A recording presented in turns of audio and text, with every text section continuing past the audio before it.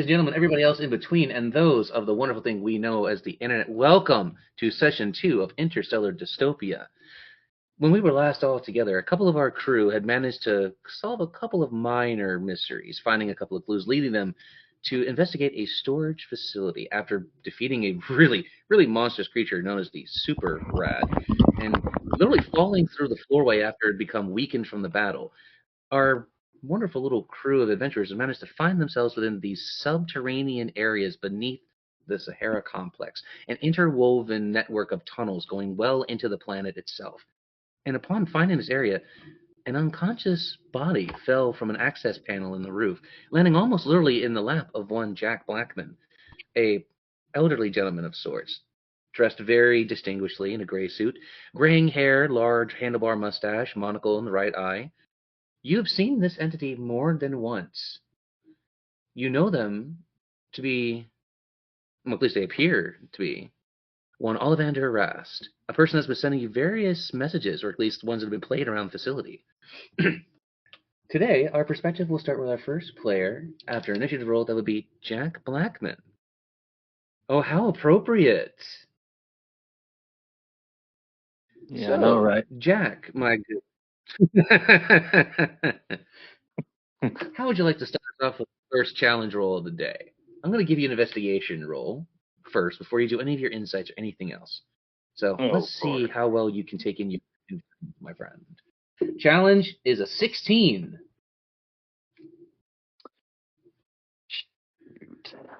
What a difference from our last session, huh? Oh, I got a 7. I'm afraid, though, you understand most of the facility that you've previously crashed through. The subterranean area you find yourself in does not seem to make any sense to some of the mappings that you had studied in your time as a security officer for the complex. None of it was in the initial material they gave you about how the complex is supposed to function and look. So your attention turns to the unconscious entity in your lap. Breathing is shallow, not quite normal. Pulse rate doesn't seem to be quite normal either. Lips are fluttering as if they're trying to mutter, but no sound is leaving. How do you address that? I mean, my guy is no medical expert, but I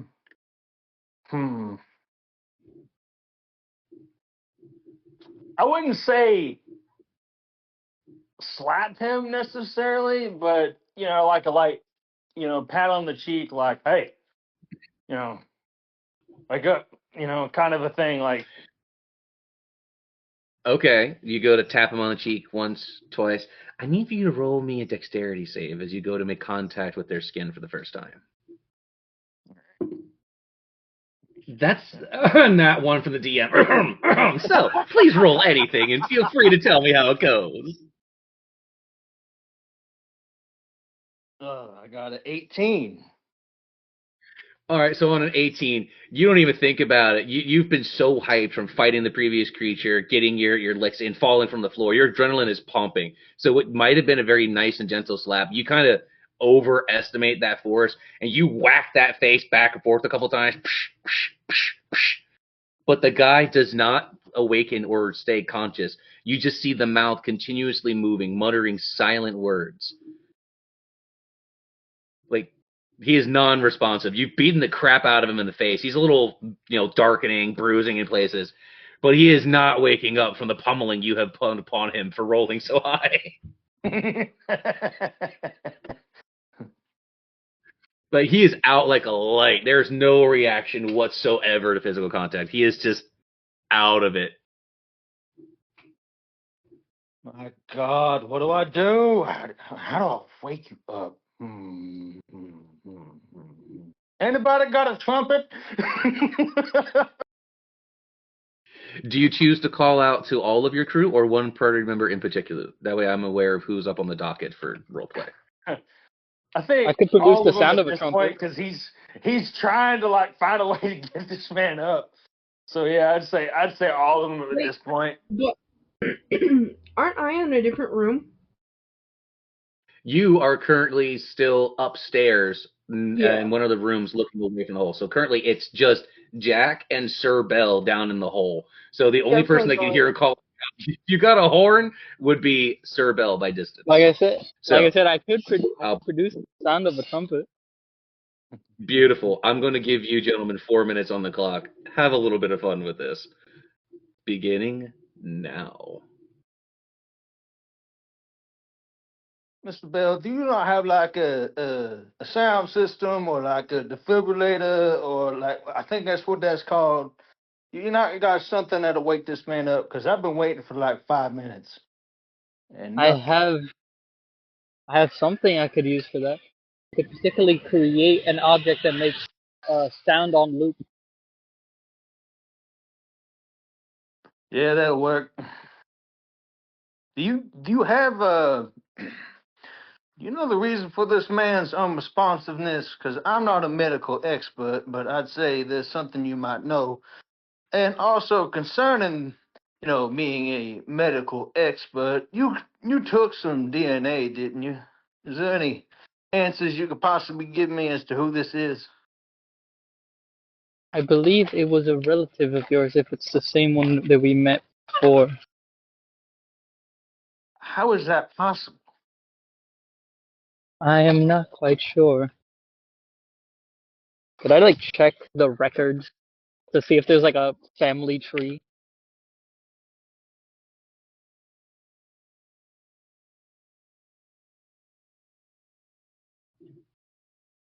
Could you repeat that? Audio cut out on my end for just a moment. Is there with the blood sample, can I check if there's a family tree, or cross-reference their blood in any way? Because I know Absolutely. that it's similar to his, but okay, so this would be a knowledge check, particularly history. If you have benefits or bonus, whichever one you have the higher in is what you're going to be using. Okay. okay. Give me one moment. Challenge to beat will be. Come on, dice. Hey, that's a 19. Yay! Finally, DM gets a good roll. Everyone else, boo! DM gets a good roll. What do you got?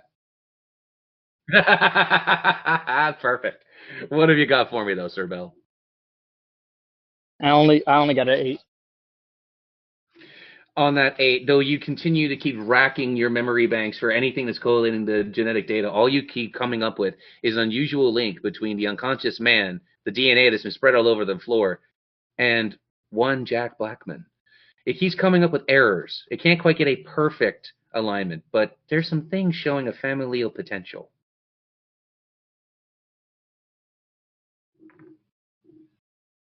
I'll return the roleplay to you. Have fun.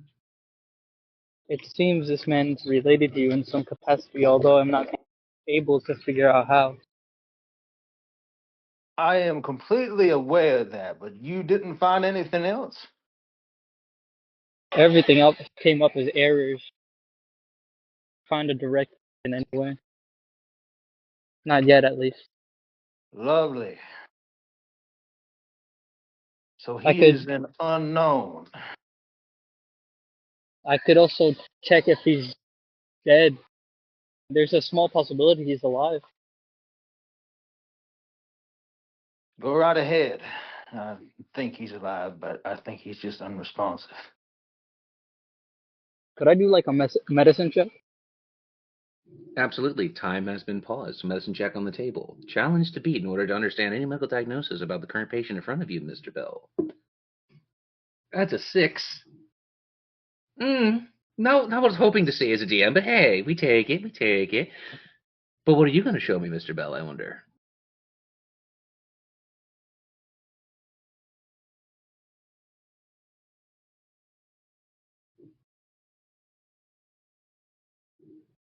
Sir Bell? One sec, I'm rolling it. 26. Oh, okay. 6. Oh, heck yes, on the 26. You're going to get critical information as a result of that. Oh, yes.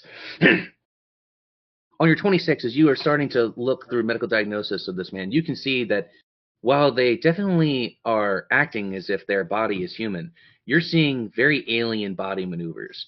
Something is not right with this body. Something is not right with this entity in front of you. All of your sensors keep coming back errors and errors because there's something intrinsically wrong. Though it does appear to be human, the entity in front of you is not human. What was that As your last part? processors start, the entity before you is not human. Okay. As you begin to process information, as the data begins to literally click into place, and your visual reticles open wider in shock and realization, the body begins to move, jerking, thrashing around wildly. I'm going to need a Jack Blackman to roll me a dexterity save before I return your role play. You guys have about a minute plus left. Both of us? Just you, Jack, in this case, because Sir Bell is still floating about 15 foot away. You were the person that literally had the unconscious man within your literal grasp. I got 21. On a 20, you were very easily able to like kick back a little bit, floating in the way that gravity is lesser on Mars, so it gives you advantage. You are literally just kind of like taking a second, looking at it critically, and in that slow-mo time, you notice the body start bulging and shrinking, literally contracting and expanding in random places as it begins to change shape before your eyes. What once That looked like man an is no longer Ollivander human. Rast, what once appeared to be an Ollivander Rast, is now a continually amorphing, changing shape of flesh and bone. You are now seeing something that is known as a doppelganger, able to take on the physical appearance of anything it sees, but incapable of literal mental mapping or tracking the behavior. They're beasts designed to look and act, but they can't quite pull it off. They're a failed experiment. And you, Jack, in particular, notice that there's a glowing mark on its body that you're very familiar with. For those that receive the Evo serum, have this mark left behind on their body.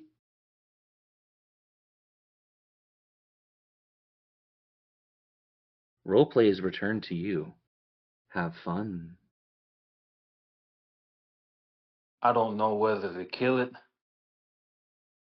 or whether I should pity it. We should definitely return to whatever held it. This I'm thing is no tempted. longer human. Then how did it have my DNA? I'm sorry to say, but whoever this was that was related is no longer.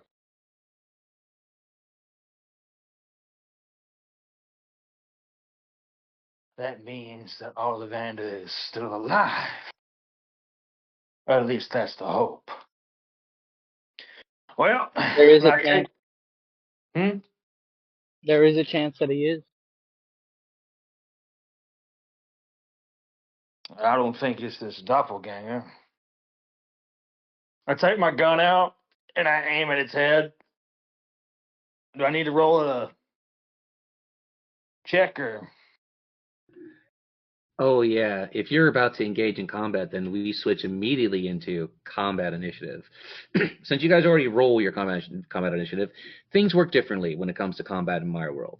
Normally, when it's your turn, you have roleplay action, movement action, and interaction with the world. In combat, you have attack, defend, or you use your special ability. And if you have a plot point, that is usually the time in which you deploy it with smart criticality. So, as this is the beginning of combat, plot points are locked for the first 2 combat turns. This is to make sure fairness across everyone, and things just don't fade away so very easily. What good's a challenge if it's not at least there for you to have fun with? So, in order for you to hit the creature, as you're well aware, if you're making one of your basic attacks, you'll have to overcome its armor class. Are you choosing a basic ranged attack, one of your spells? What are we looking at here, Jack? Let's see. I think I am going to do one of my trick shots. I still have a charge left. I'm going to do a violent shot. All right. Let's see. Beautiful. I got 2 additional attacks if I miss. Let's see. So I think I'm gonna use my I think I'll use my peacekeeper this time. Oh, beautiful. So So please explain what that's like for everyone. so my peacekeeper is a plasma cannon. It's a repeater rifle basically. Um so it's like a lever action. Um and I had just picked it up, I think, last session, right when we got to where we're at now. I ain't got to use it yet, so oh, gonna be interesting. So let's see. All right. Let's So see how what's this goes. Armor class ability is a 16. 16?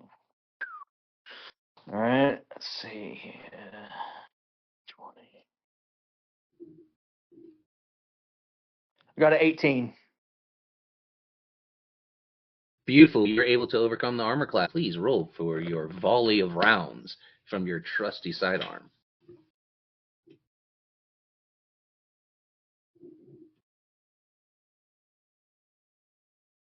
11. 11 points of damage taken to the creature. It is not happy at receiving that little tidbit. It's going All to do right. what's known as retaliatory swing. Anytime its enemy is attacked, it has a chance of attack for opportunity. So, your armor class is a 15, if memory serves correctly? Yes, it is. Beautiful. And he whiffed on a 4. That limb come at you, and you just like you see it in slow motion. It's like you don't even have to bother. It just whiffs by with a nice gentle breeze. As always, creatures roll low in. We're doing today, boys. You should have a bonus action still available on the table for you now, correct? I do. Oh, I almost forgot. I forgot to add because I did a violent shot, remember? Right. Supposed to add an additional damage die to the an additional weapon damage die per grit point spent. So I need to roll another set. So give me just a minute. Please do, please do, and I'll just subtract it from the current HP pool before we I continue on to the totally next forgot action. about that. No worries. Look, we're just getting started with this campaign. We're in session 2. By the time we're in session 20 or 30, you will never forget it again. I got a 19. Oh, 19 points of damage on your next volley? Beautiful. Now I can do All my right, creature's HP pool has been adapted. So please tell me, what is your bonus action? Now, the HP pool has been reflected to current things. bonus. All right. Let's see. I think I'm gonna do. Let's see. Bonus action. What else do I got? I think I'm gonna. If memory serves correctly,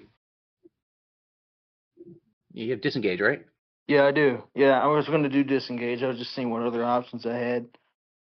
Yeah, I'm gonna do a disengage. Yeah, beautiful. Allows you to move the 15 feet freely away. Since you're in space, you get an extra 10 foot of distance because lower gravity. So you can move the 25 foot away when you're doing this. Keep this in mind for future reference, or you always have that 10 foot extra because you're in lower gravity.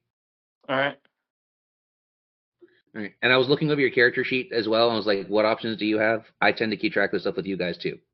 I'm a DM that likes to help the players. What can I say? All right. With your bonus action taken, that means we can hop over to our next player in turn order, which is a player that has yet to reveal themselves. So I will give them the stage to see how they reveal themselves in this instance. Celine, do tell the world, how do you come upon this scene and where do you come upon it from? The floor is yours. Ooh. Oh, this part.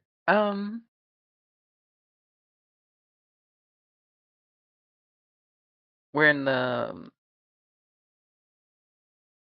where right now are we in the are we in a hole or are we in a So, for reference, when you originally came to this World of Sahara complex through that malfunctioning dimensional door, you stepped immediately into what is known as the subterranean level of the Martian complex, as your magic had locked onto the nearest living entities as a possible, launch point.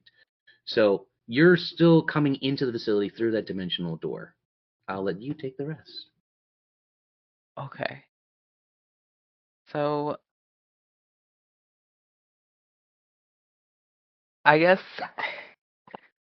as I'm walking through the door or going or in the middle of the door, or portal,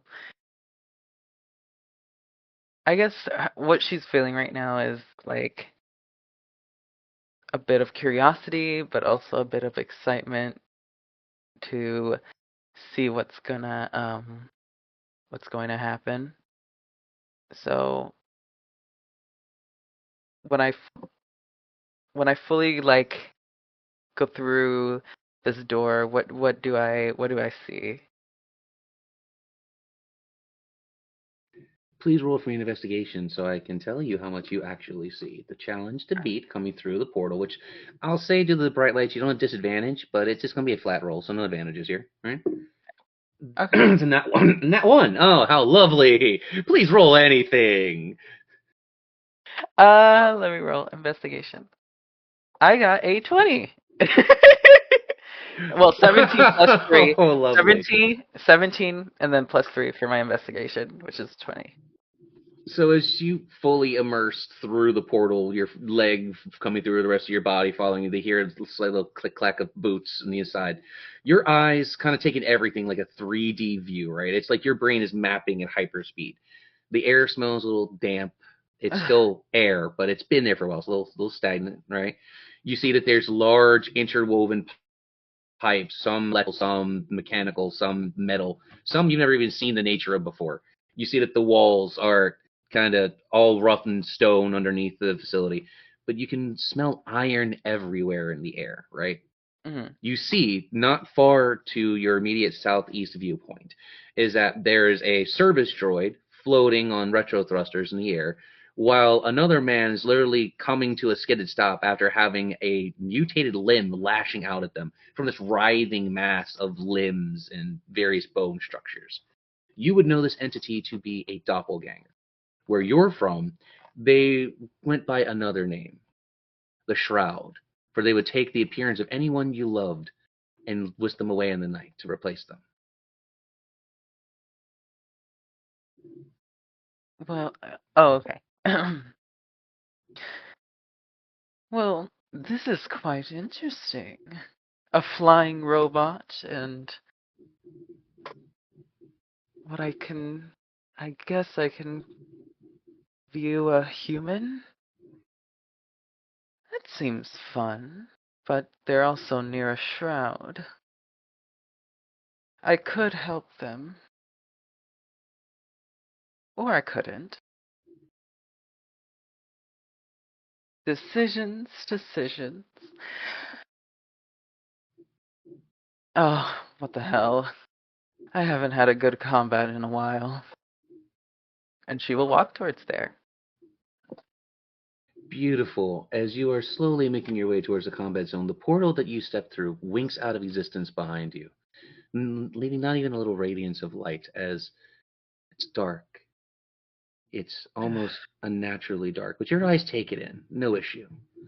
Adapting quickly to the darkened space. You're used to being out in the wilds, and now you're in an enclosed space. The entity is writhing before you. It seems to be rearing up to do some sort of attack. I will give you an opportunity to attack if you so wish before the entity takes its turn.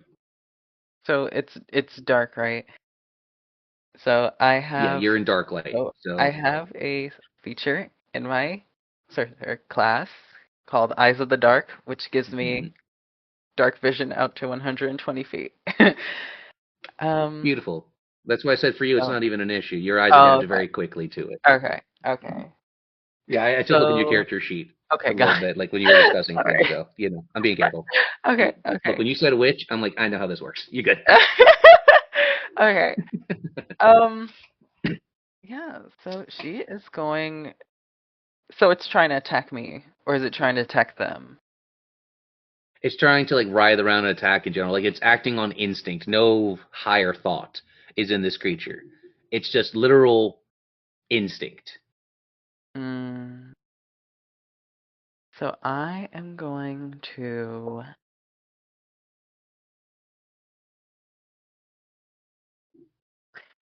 Yeah, so what's gonna happen is she's gonna put her palms together and kind of crush it, like Mm-hmm. push it up. And when she opens her palm, you see this kind of like almost frozen type of energy. And I am going to cast a cantrip. I'm going to cast Sorceress Burst.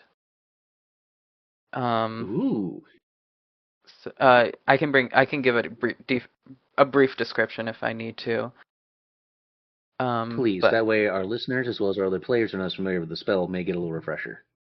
you cast Sorcerer's Energy at one creature or object within range. On a hit, the target takes 1d8 of damage of a type you choose, being acid, cold, fire, lightning, poison, psychic, or thunder. If you roll an 8 on the d8 for this spell, you can roll another d8 and add it to the damage. When you cast the spell, the maximum number of d8s you can add to the spell damage equals to your spell casting ability modifier. So, yes, so Beautiful. you see an orb just form out of her hand, this frosty orb, and she shoots it out, and I will roll the attack. Uh, Please do. Entities that are on Mars, classified as undead, have a weakness to cold or ice damage. So if you manage to hit, you will automatically double your so damage. I got a 19 plus 5 is 24. Oh yeah. So Oh I yeah. You are over the hit, so you're going to get 3 damage dice automatically because you're getting triple damage. Oh, okay. So I rolled 3d8s instead of 1. What? Yes. Okay. In my world, anything that is an automatic 20 or higher gets double damage, and since you automatically are adding an extra damage dice because of your spell casting level, that would make it a full 3 damage dice. Okay, so I'm gonna roll 3d8 of okay, 1, 3. Roll. That will be in total 7 damage. Did you triple it? So yeah, so I rolled 3 dice. One was a 2, one was a 4, and one was a 1. So the 2 So would become a 6, the 4 would okay. become a 12, Oh, and you said the 6 was your last number? so 2, 4, and 1. 2, 4, and 1. Okay, so that would be a 3 on the last one. So 12, 12, 6, and 1. So 19 points of damage. Okay. Yeah. And then I don't think I have a bonus action unless I do. No, I don't. Let me see. As a witch, you should be able to take channel at a concentration, but still should be able to use it as a free action, which will allow you to empower one of your next spells. Okay. So then I will. Remember serves correctly. I mean, witches have changed a little bit throughout D&D, but we'll call it that for now until we need to change anything. All right. Yes. Yeah. So then I will channel. I don't know. I'll just pass for now. I have to. I understand entirely. Thank you. That'll bring us to our third person for today, who is still on a floor above everyone, as a matter of fact, but still within range. Celestia, as you have been investigating some of the nearby area, storage facility 1A, you're looking for different chests and things of worth. You're hearing the sounds of what appears to be combat off in the distance, echoing off of the walls. What do you choose to do in this situation?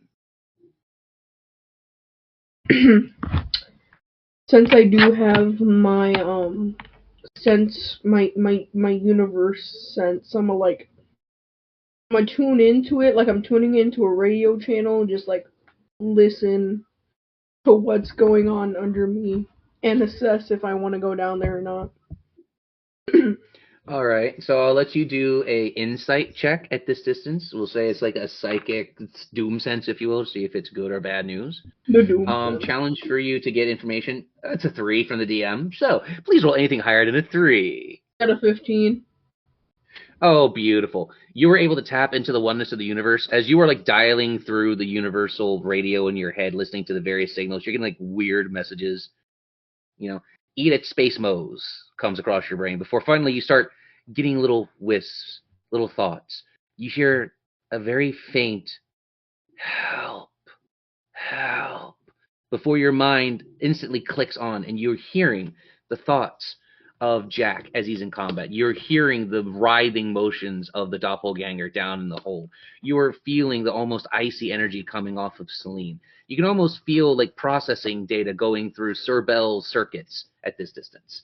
You are well aware that something is going on in the subterranean floor. It appears that there's somebody new. Maybe I should go check. Might go do that. With the fact that you are on Mars and the way the movement works, you could very easily hop down the gaping hole in the floor not far from you and just kind of like float down to enter into combat range if you so wish. It's like me floating from last session, just floating up the stairs. Instead, it's me just doing a little fairy float down to the floor below me. Yeah, more or less. Like there's little sparkles of light leaving your body from your dragon heritage, sparkling in the rays of the lunar, basically the lunar rays coming off of the 2 moons of Mars. Right? They're like sparkling off of your scales coming through the biodomes material as you float down. It's almost like causing a disco ball effect down in the hold as you come down. Like I'm a god. Oh! As you slowly lower yourself down into the whole area, and you have combat initiative. The entity that is not far from your allies is this writhing mass of flesh and bones. It's constantly trying to get itself together in some form, but its body is like running on instinct. It can't take a shape, so it's just lashing out with whatever limb it creates.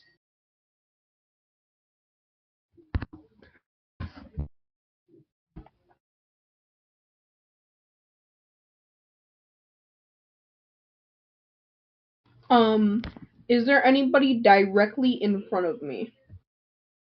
Based on positioning, yes. Jack Blackman is literally, you are falling down into the space where Jack had just jumped back from. So you're literally landing right in front of him, putting you between him and the doppelganger. Between him and the doppelganger. So he's not in front of me, like in front of me, in front of the doppelganger. Exactly. It's like you're landing in between the middle of them. So you've got Jack on your northwest flank, and you've got this entity on the southeast flank. So like literally, you're perfectly positioned between the two of them as you land. So I can still do the thing that I wanted to do, because I just wanted to make sure that I wasn't going to hit him. Absolutely. That's why I'm giving you your full range and how close. I'd say they're within 10 foot of you.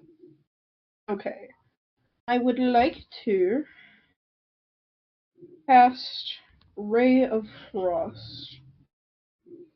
Absolutely. Ray of Frost. Take your target and please roll over to combat for armor class of 16 or higher in order to hit it. Please. Show me what you got.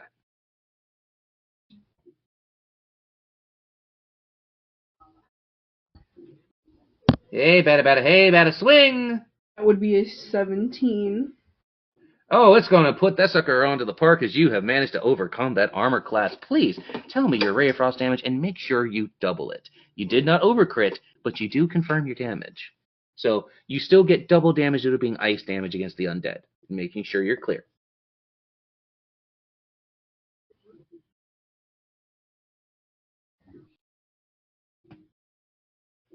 Okay, rolling this now. 14. 14. Let me subtract that out of the entity's HP pool. Oh, the wonders. Okay, so creature has entered the 1/2 HP stage. That's fun for it. Not always great fun for you guys, because you start seeing its body release an unusual radiance of light. You all know this to be a type of radiation you've been very familiar with before. Entity is going to take an opportunity to attack before Sir Bell's turn. It is going to target a player. I'm going to grab a d4 in order to select target, so it is not based on favoritism. The dice will determine whose fate is being sealed. Ooh. Jack. Yes. Your armor class is a 15, right? If memory serves correctly. I'll eventually know this, but I'm drilling into my head. So if your armor class is a 15, Entity is going to line up a giant blast from its mouth. It is sending what's known as improved Eldritch Blast. So I have to roll there in a 15 just to hit you with the beam in the first place. I did not roll higher than a 15. Aha! In fact, I rolled a big old whopping 1, ladies and gentlemen. So on that 1, as the entity is trying to charge up its beam of energy, right? Like you can see that it is pissed. It fails to open its mouth the rest of the way as it goes to fire. So you see the beam get caught in its mouth, and it just spreads damage out into 2 different directions. A little hole is blasted through one of the pipes, and you can hear an incessant whistling noise as air is rushing into the hole. The other beam flies way down into the hallway to be determined later. You missed me. Oh, hey, Celestia. How are you today? Didn't expect you to jump in front of me like that. Well, things are to be expected. I almost shot you. I'm glad you didn't. Glad I almost didn't. Would have been unfortunate for you. Anyway. Yeah. We'll see about that.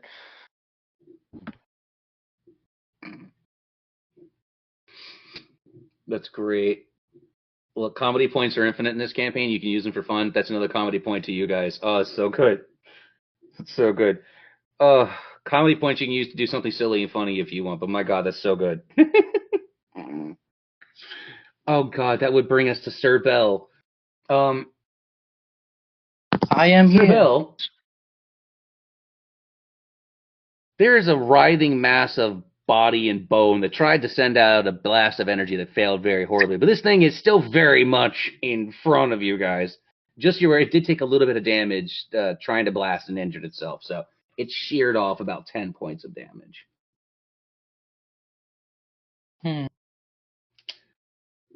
But how do you address the target in front of you? What do your processors choose to focus on first? The data running through your databanks and trying to log all of this DNA? The entity itself? Your crewmates?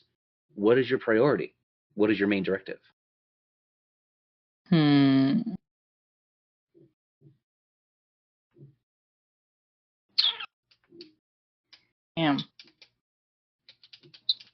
It's worked so far. I choose to cast sleep on the thing and see if it falls.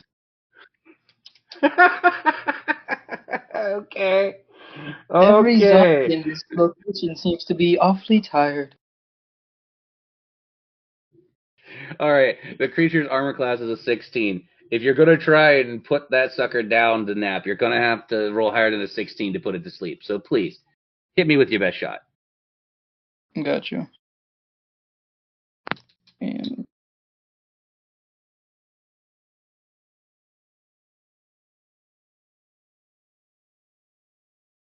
20.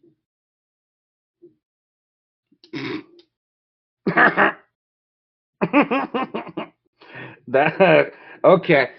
All right. Yeah, no. Like the body just starts slowly like sluggishly stopping, swinging around and stops trying to like morph its body into various shapes. It just turns into like a blob of unsettling flesh that's just slowly growing and shrinking, almost mimicking sleep. It has no eyes. It has no mouth, but it is sleeping currently.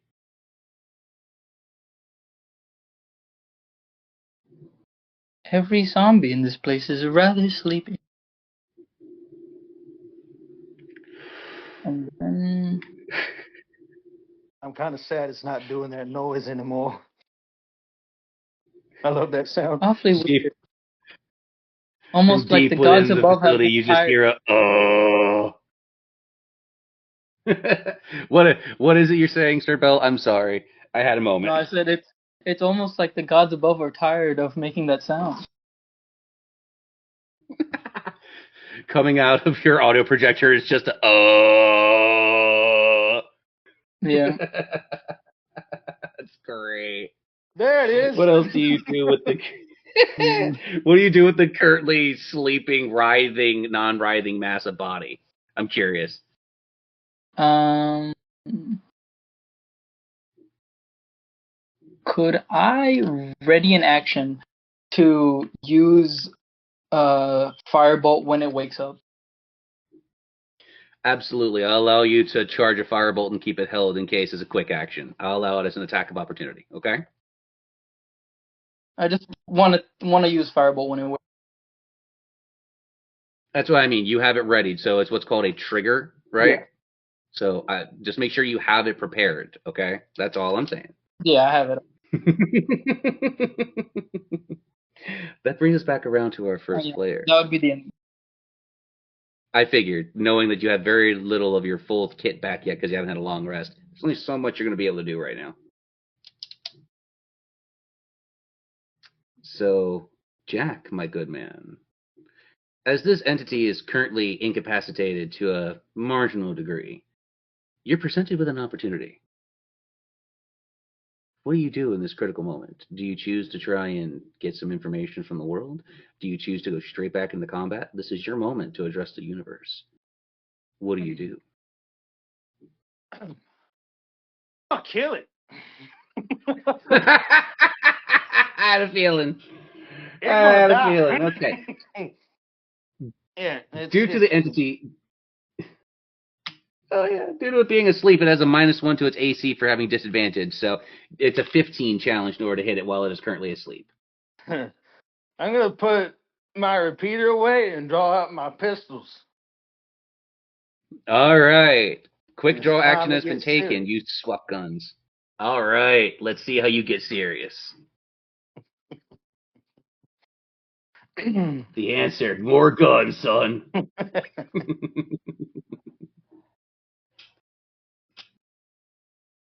I can almost hear an eagle screaming in the background and a certain flag waving as a result. It's beautiful. Oh my god. Beautiful. You're not gonna believe this. First hit is a 20. Oh, beautiful. The fact that you managed to get a literal crit on your first roll, that is going to be triple damage off of the bat because that's a crit plus the extra damage dice. So that's a critical on your first shot. All right. What do you got for your second follow-up for the roll so we can just calculate it all at one time? 22. Oh, shit. All right. So you're having 2 instances of triple damage here, bud. All right. So let's roll each instance of damage first. All right. Let's see here. This is great. Times This 3. is great. Thank God for entity tailoring. God. So the first hit is 24 damage. All right. So I'll subtract that out of the creature's HP pool. Beautiful. I might end up doing an action surge and doing a third hit from one of my guns. Let's see what you got. This is going to get interesting. I'll do what the damage for the second hit first, depending on what you tell All me, right. depending on whether or not I'll do a third. Critical thinking. Okay. So the second hit is also 24 damage. Oh shit. Love it. Love it. Love that for you. Love that for you. My creature's not loving it, but loving that for you. All right, let's see here.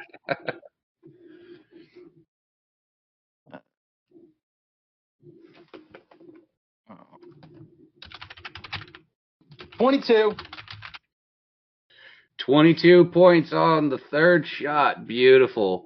So that is, well, the hit dice is a 22.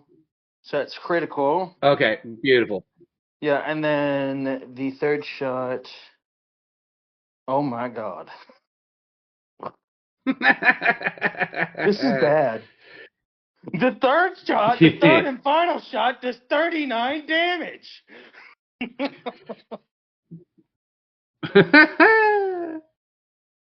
That is beautiful. That is beautiful. That salvo, though.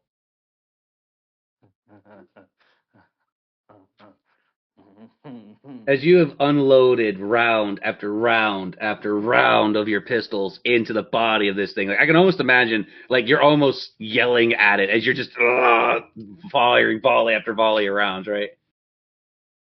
You see when you finally lower your pistols, like I know, like you're laughing maniacally. You lower them pistols because you know you're gonna have to reload. You see the barrels are literally smoking red hot from all the firing. And you look upon this body, and this thing is just writhing in pain. There's unusual colored blood flying everywhere. Bits and pieces of flesh are on the walls. This thing is not in very good condition. But you notice something very unsettling. Very, very unsettling. There's a glowing device in the center of its body, and it's pulsing a very odd light, almost like it's a timer of some kind. Uh-oh. I do believe that the joke around to like seeing that and going, uh-oh. Seriously, I go from laughing like, oh. I believe you still have the disengage action left available to you. Yeah, I'd say you take it. Yeah. I am getting the hell away from that. You pop your disengage, so you're able to kind of like flitter back 15 feet as you see like the pulsing inside the body on this device glowing brighter and brighter by the second. That'll bring us over to Celine. Celine, you've seen just an entire volley, what would normally come from an armada worth of men, just leave these 3 pistols in very short proximity. And you notice the glowing device in the center of the body. Like, your eyes are widening, recognizing that this seems to be a not very good situation. What do you do to aid your unlikely crew in this situation? Aid? No, I'm just kidding. I say with a loose terminology. She goes, oh, well, it seems like they have it under control. And you just see her bolt the other direction. All right, so you're going to take your run action immediately to the northwest? I'm dashing, yep. All right, that should put you about 50 foot away. All right, just so I'm aware for distancing. Okay, is there anything else you want to do besides take your run action? Yeah, I would like to cast grease on the floor. No, just kidding. I mean, you can if you want to. If I had it. No, that will be all. All right. So as you get the hell out of there, like you literally, it's almost like little flames are leaving your heels as you're running. All right, you're like, I'm getting the fuck out of here. Wait. I cast darkness on Our them. perspective pops. I actually have that feature. Oh, you cast. You're casting darkness on the entity? No, on them. No. Oh god, you're gonna cast darkness on your allies? I am blind. Someone, please. No. Maybe in the future, but not for this session. No, of course. Maybe in the future, but not for this session. That's funny as hell, though. I do have a feat. With the Eyes of the Dark, I could spend 2 sorcery points to cast darkness, but I'm not going to do that. I'm just bolting the other direction. All right. Beautiful clarification. Celestia, that means you're up on deck, and you are not far from the body as you notice your eyes are honing in on that device, and it seems to be beeping a little faster. All right, so I'm going to ascend. You're going to ascend? I'm going back up through that hole that I came down through. I'm literally just going to take my feet off the floor and go right back upstairs. All right. I know I'm here to protect, but man. Look, I will say that your icy trail of energy leaves behind you as you like superhero jump upward from the floor, literally getting the heck out of the way from the body of this thing as it's starting to go critical. Like you can just see like you're flying upward and literally your allies are looking up at you like, what? Like those incredulous looks are crossing their faces seeing this. Yeah. Is there any No. other action you choose to take besides run, which would put you 50 foot away, which, since you're going upward, that puts you on the floor of the ground floor of the storage facility unit? I'm just gonna be like, hold on. I'm gonna look down and let's see. So you said well, so technically that was my action, so I can only do bonus actions and stuff, right? Yeah, Does that? you use your movement. You still have an attack option, and you still have, because you're in combat, so you still have attack and you still have defense. Oh,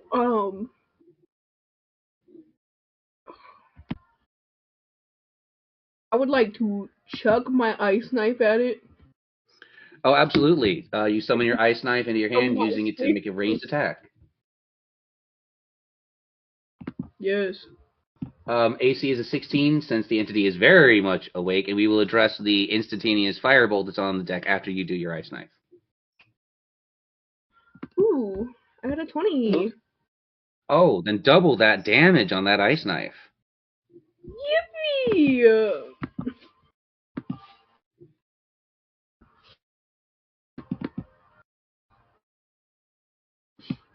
I have 10 damage.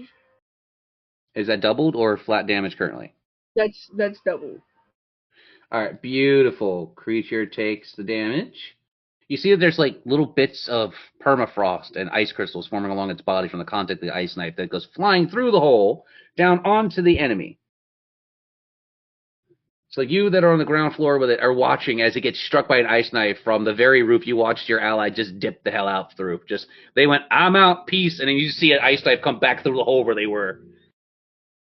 Go off. Yeah, well, I haven't seen you do anything that was super cool, except for you with your guns. I'm still skeptical about that. Yeah, okay, coming from the lady who can do hocus pocus all the time. Sure, says the human. Why do you two always seem to fight over small things? Because First the he safe and now called this. me a lizard. I am a dragon. You are a lizard woman. Royalty. You're a lizard woman. Guys, there's actively a bomb in front of you. That's going in quotes. What? Just the vibe, guys. There's actively a bomb in front of you. Yeah, look, I swear, I know we're going to edit some of this out eventually, but we have to put that as a short or something. That is too gold to forget. Oh, thank you. Speaking of which, it is your turn, Sir Bell, as Celestia literally used the last of her actions to throw the ice knife. So you have that firebolt ready to cast at the enemy. I'll give you advantage for having it readied, okay? So you get a +1 to your roll to try and hit it. Oh, I'm switching tactic. If that thing's a bomb, a fireball might make it blow up. So Okay. We can hot swap it for your gonna- other spells being ready. Yeah, because I was gonna ready it if it was gonna wake up. I don't know if it did it wake up. Was I not paying attention? Yeah, it woke up from being volleyed in the body by every shot known to humankind and then some. Like, Okay, it ain't yeah, staying 'cause I asleep was through gonna that say, one. Because I probably missed it. Hmm. Shoot. I mean, I'm just gonna back up. That thing's about to You're blow. gonna I'm not gonna disengage? be in the blast radius. Yeah, I'll I'll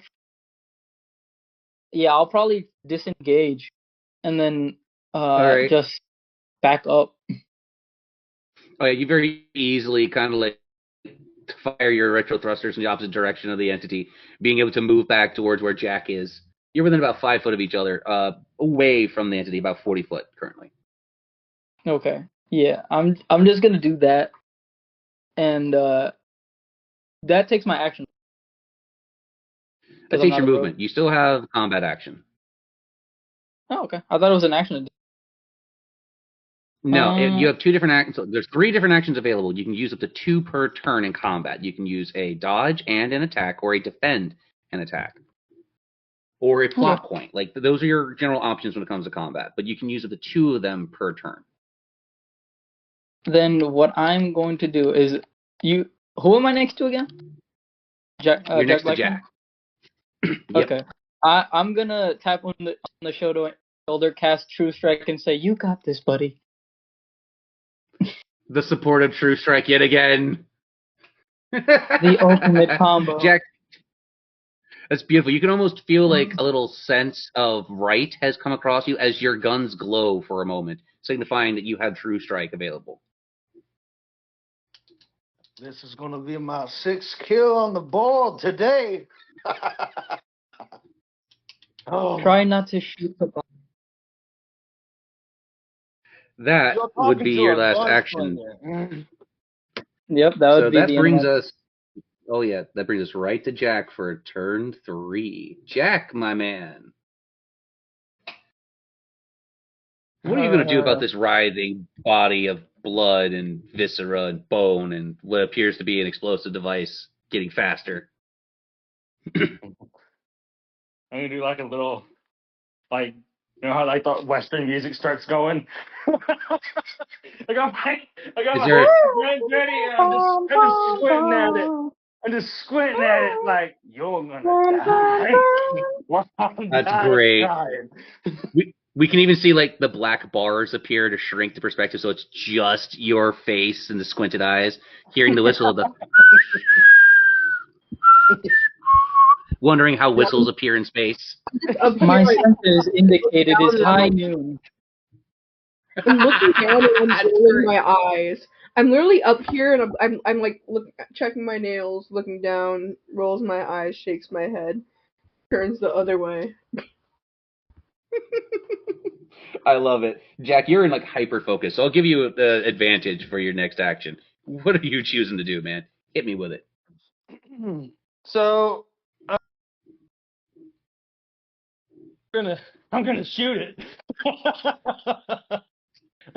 Oh, I figured you're going to shoot it. My so question is, I've how? got my I got my I think I got two actions for my pistols. Yes. So I'm gonna first shot is I think it was a 24. Oh, So that does triple beautiful. damage. Oh yeah, it's going to hit. There we go. Y'all weren't on speaker for some reason. I switched off of it. So it was first shot's a hit of 24. Beautiful. Second shot, and I think that does more than triple the damage if I'm correct. I'm not sure how that works. On a 24, you get 3 damage die because you're not channeling ice magic through your pistols right now. So since you still have them locked into the fire element from yesterday, from our last session, they're doing singular damage. But since you roll high enough for a crit, you get 3 damage dice. Normally, if it was ice, you'd have 4. So I'd roll 3 times and then add up the total. Yes. Okay.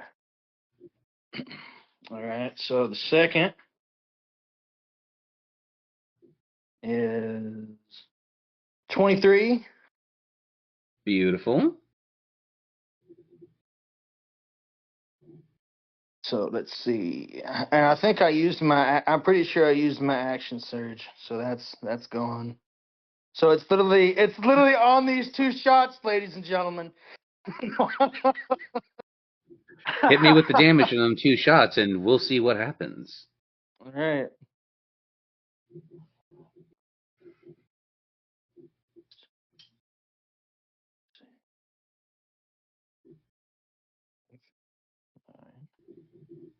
Dang it, stop doing that.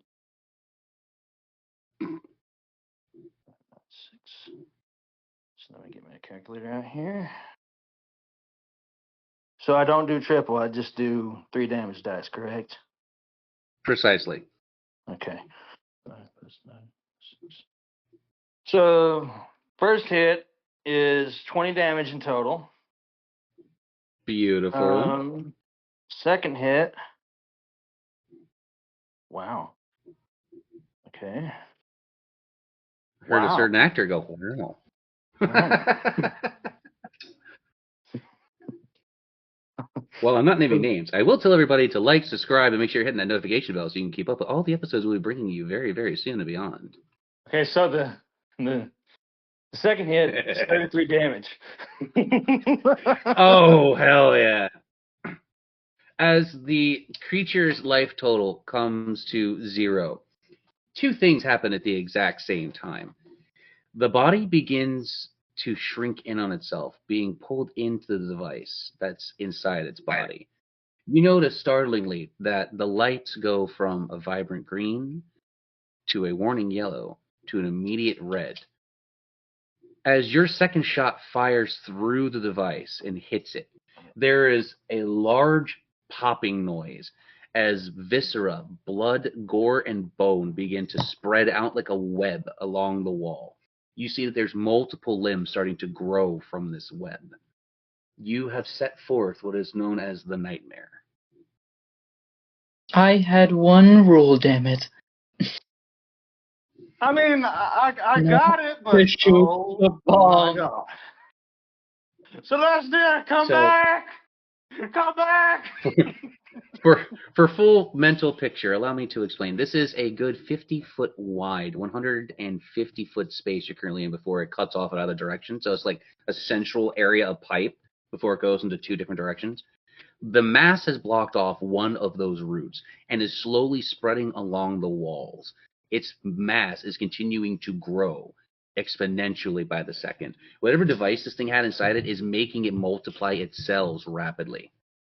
You hear an almost distorted noise leaving the mass as it's occurring, almost like it's trying to scream, but it has no mouth. Oh, shit.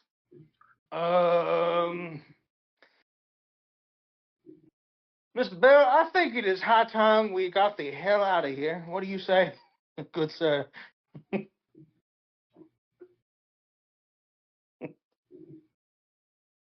I'm going to be frank, we are so dead. I mean, you're dead. I'm getting the hell out of here. You can die with it. Goodbye. Well, more specifically, you're dead. I can be rebuilt. Yeah. I will haunt you. Those of you in the subterranean floor area can see that the hole through the floor that's kind of like acting as a skylight right now is not currently being covered by any of the flesh, but the walls and the floor certainly are. I will give my players a dexterity save opportunity to go up through the hole before the nightmare makes its first move. So that would be a Celine, who is at the far back. You're going to have to do a run motion to get up through the hole because you booked away from the hole. But our other two that are closest to the hole get a chance to roll to get the hell out of there much easier. So, if you would, gentlemen, the challenge in order to jettison yourselves upward through the space on the floor to meet where Celine is, Celestia is, while Celine has to figure out how the hell to get up there, making sure I get all of my information in line. Sorry. So, in order for you two, in order to join Celestia upstairs, you're gonna have to. Oh no, a 2. Question, how far, How like, far what? if you were to say, like, in feet, how tall would you? Oh, in feet, how tall would the entity be? No, like, how, like, if I were to jump up, how high would it have to Oh, be? how far of a distance? Okay, so remember you're in Mars. So less gravity means you can exert more force and go further for less effort. So it is a 15-foot jump upward, but since you're using retro thrusters in space, I'd say you could very easily carry a passenger and get the hell out of the hole if you so wished. Okay, because I was about to say, I'm gonna use CPU overclock, grab, what was the name again? Sorry. Celine? Yeah, I'm gonna grab Celine and then just go up. I'm gonna CPU overclock so I have definitely have enough movement for it, so I would be able to reach her and then Absolutely. get back at least. All right, so CPU overclock is activated. The world slows down to an almost beyond snails-like crawl to you, as you very easily transpose the distance between yourself and Celine, grabbing them in one of your articulated arms and easily stepping back to the position you were in, and enough time to start making your physical movement after overclock fades. So, after overclock is activated and fades and you are regular movement with your ally in tow, please roll higher than a 2 in order to help them get up out of the hole with you. Because DM rolled bad, You and I'm said not acrobat- re-rolling. Yeah, well, technically, no. This would be a strength check because you're carrying another person, so this would be strength, not acrobatics. Okay. Or for me, roll a 1. No, I got a 15. Nah, you're good. All right, it's no problem with your enhanced chassis and the fact that they did a recent upgrade to your thrusters before you came to the planet. You have extra, propulsion. Yeah, So you're I very just easily able to Superman lift up with them in my arm. and you just go upward through the hole. Like you can just see that your retro thruster burns a little brighter than normal. There's like a bright flame leaving behind you as you go upward. Literally, Jack is watching you Sorry, go. Why do you look like Superman? I don't even know who that is. Sounds right. I love comics. It was in my programming. You hear a tiny chink in the universe's wall before it seals itself back up. The Marvel DC collab was okay. Editors were removing that part. Editor, keep it in. It's in the program. It's in my backstory. That is great. What is going on? That is great. All right, to get this comedy Editor, train I'm back on canonically track. writing my So you've managed to, jettison your body up through the hole, heading up towards the ground floor level of the storage facility with Celine. You're very easily able to let them out of your armaments, back up on their feet. That brings us back to Jack in the hole.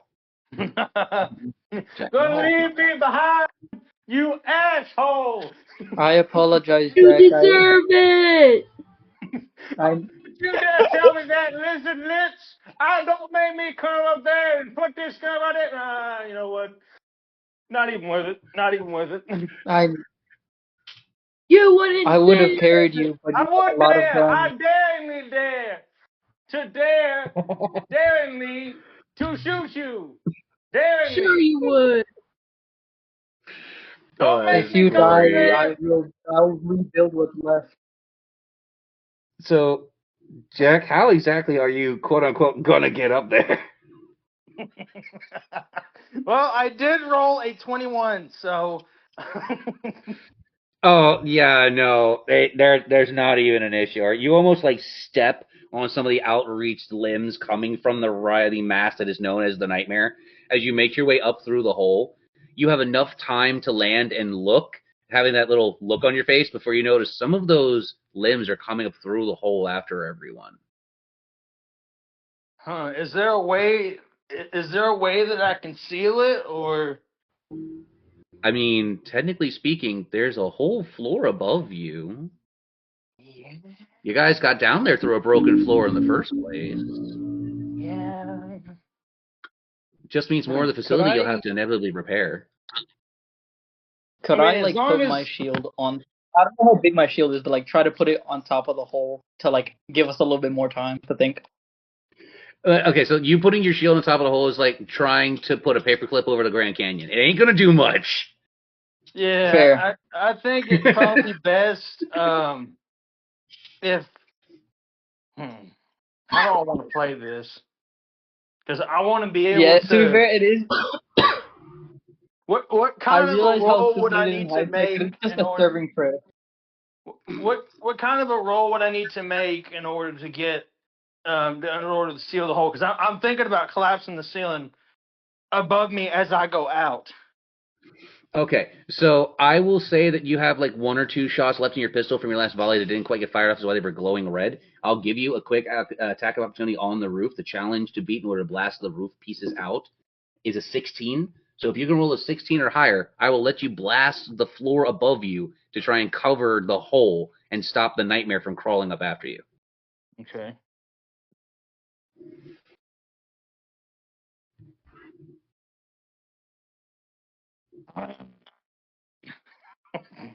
No.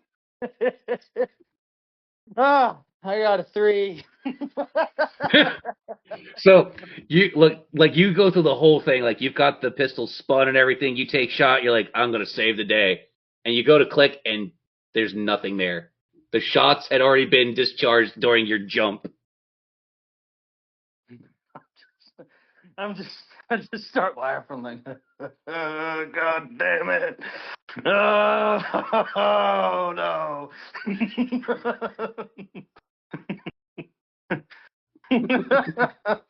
Oh, boy. Oh, doesn't one of our guys have a grenade? Why, yes. Why, yes, they do. As a matter of fact, Sir Bell happens to have a couple of grenades in his chassis. Yeah, let's I do that. Let's see if he can actually also, pull off what I couldn't. along with that, does brewer supplies include alcohol? Because I have Yes, brewer. brewer supplies do include it. I'm going to pretty much have the grenade and a Molotov cocktail and chuck So you're them. making a I mean, Hellfire I grenade. won't have anything to light the Molotov cocktail, but the explosion will light it. Hopefully. You forget, you're literally using a retro thruster to fly in space as a droid. You Oh have yeah, a I fire also have a. sword I have literally a. under I your forget. I have hat. a flame. I have a flame. Forgot. You have a flamethrower and you have a literal thruster that keeps you elevated. You can literally hold it underneath you to light it and then throw it. Like, you have Yeah, fire options. I just land, take like I don't know a piece of my shirt, put it in the bottle, and then pull the grenade and just throw both at the same time, and just As you're hope. slowly, let me explain how this works. Okay, so you're crafting this thing, like you're wrapping bits of cloth around the alcohol bottle and the incendiary grenade that you have. Like you're making a hellfire grenade just on the fly. All right. So you very easily get this thing lit from the little pilot that sticks out of your flamethrower arm when you normally use firebolt. You lob this thing up at the roof. I'm gonna need you to do a strength check for me. The challenge to hit the roof is that's an 18. Why am I rolling great now? But Damn it, 17, just below. You could give guidance or request guidance for this roll.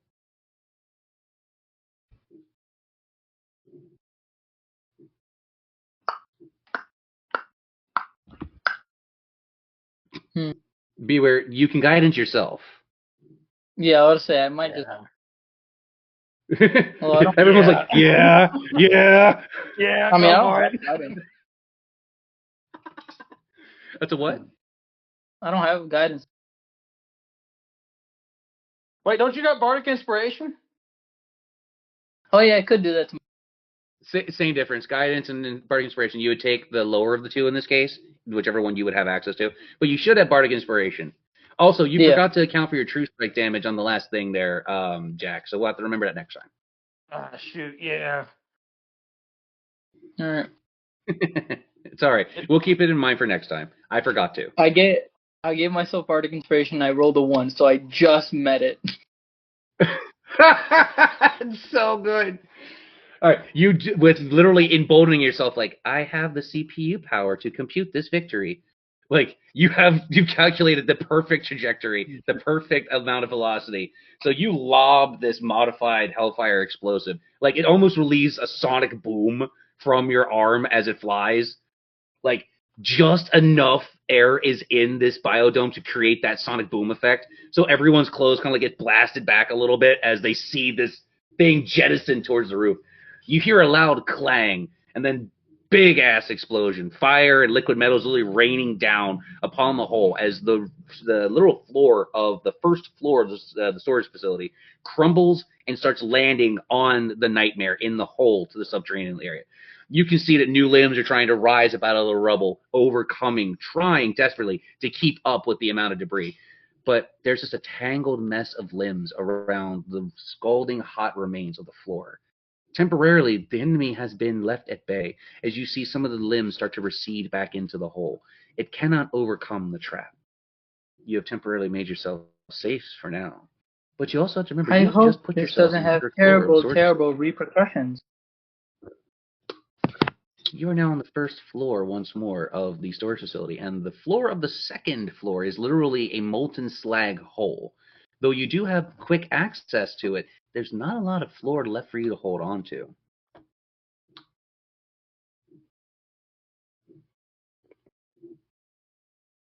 I could have done that. Yeah, I definitely could have done that. Let's just say you weakened it for your I pride's mean, sake. I technically did. So it was a group effort. It was mostly me, but it was a group effort. You know, uh, well done, Mr. Bell. I just give him a pat on the head. Well done, everyone. So Well, until you're a coward. you two are. Mini Well, Bell you pat two are. off my. Mini Bell does what? He like cleans off my shoulder. Oh, that's great. With, like, Like a tiny Mini Bell brings filbert out a on top. little dust buster and just brushes off the Yeah. dust. Oh, that is great. I Well, still you're all think you having should these. left him down there. Not Oh, my it's fault. great. Well, you three are having this little moment of discontent with each other. Our perspective pops to Celine. Celine, as you've been seeing Yes. some of this happen, you were put into a safe space and sure you didn't get hit by any of the falling debris when all of this happened. What do you choose to do in the situation? Do you want to investigate the area you find yourself in? Do you want to leave the storage facility to take a look at the rest of the complex you find yourself in? Do you wish to talk with any of your new, unlikely teammates? Tell me, how should I direct the universe in your favor today? um, she's just looking at these three like babbling, like talking, and they're like, she's like, I could join them, but then again, I have other priorities. What could I even do? Uh, that bot did save me, but I don't. I don't know about this bickering. Don't want to deal with that. I'll let them handle it for now.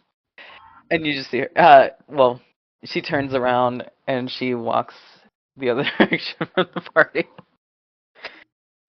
So you're heading out of the storage facility towards the rest of the complex, right? Yeah. This will be your first view of the complex, so allow me to paint for you a little picture. As you walk into the almost dusty light outside on the Martian surface, you see you're inside a large biodome like hallway that's heading towards a very, very large facility off in the distance. You see that there's all types of vehicles outside, but they're not moving, but they've been laid in various states. Like there were crew keeping them alive until something happened. The facility itself, as you slowly come to understand, is known as the Sahara Complex. As you can see, it literally gouged into the floor as like words that are along the path. Kind of hard to miss the name of the place. You know this to be what is known as the third planet in the Terra space system.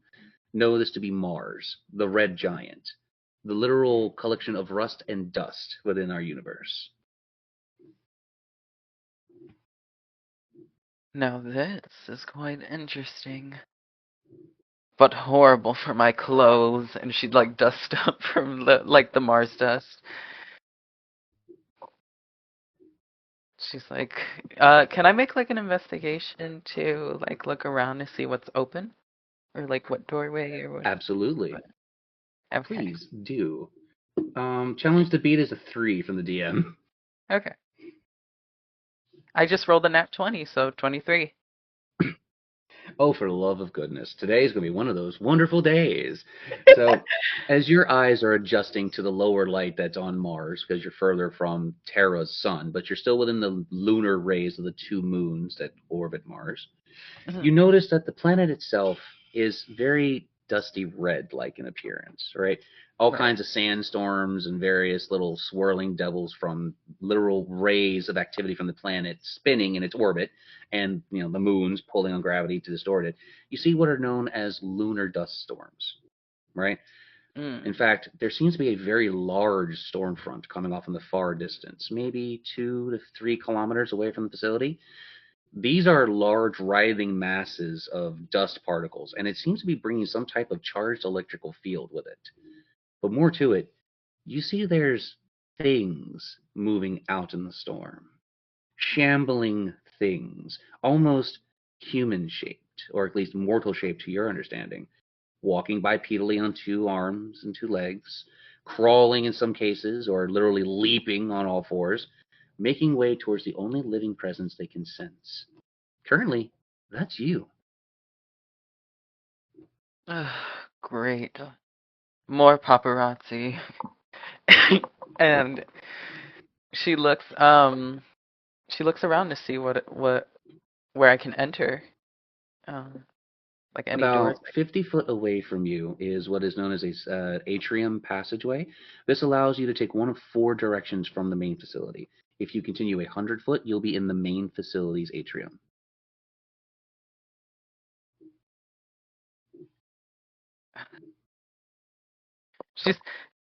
Selena's like completely. She's like, should I tell them? Should I just let them find out? I guess I can do the kindness of informing them that something's coming their way. After all, that bot did save me.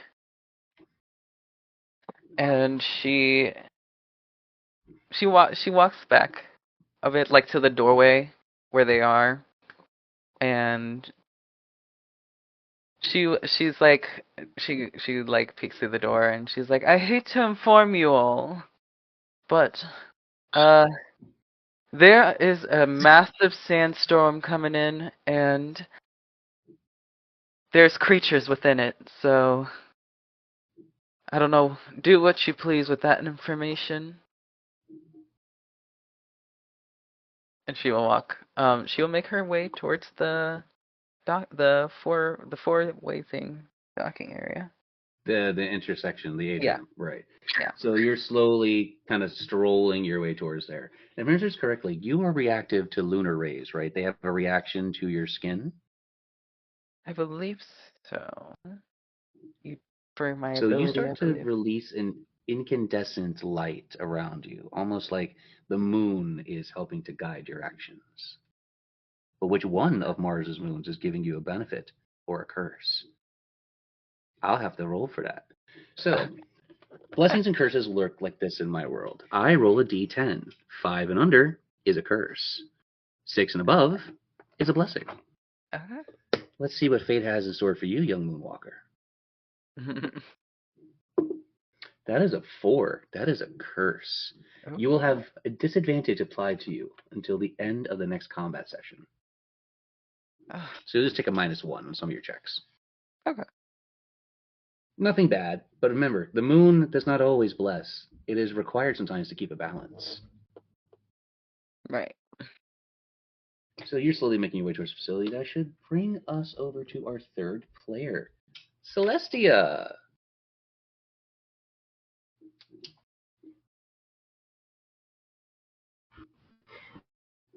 Healer. Anyway. Hello, Celestia. So, as you've heard a little message being given to you from the doorway of the storage facility, you're familiar with some of the unusual things that have happened on this planet. You know about some of the shambling bodies and the Zeds. You know about the irradiated zombies. What do you choose to do with some of that knowledge? Okay, but like last session, like at the end of last session, wasn't that office like conforming to me and being really cool? Like, can I go back to that, man? I was chilling. I'm just kidding. Love the reference, but in this instance today, what would you like to do? I'm gonna walk up to Celine and be like, another female? All right, I will put 4 minutes on the clock for you two to have a joint role play. Your time starts when I say go now.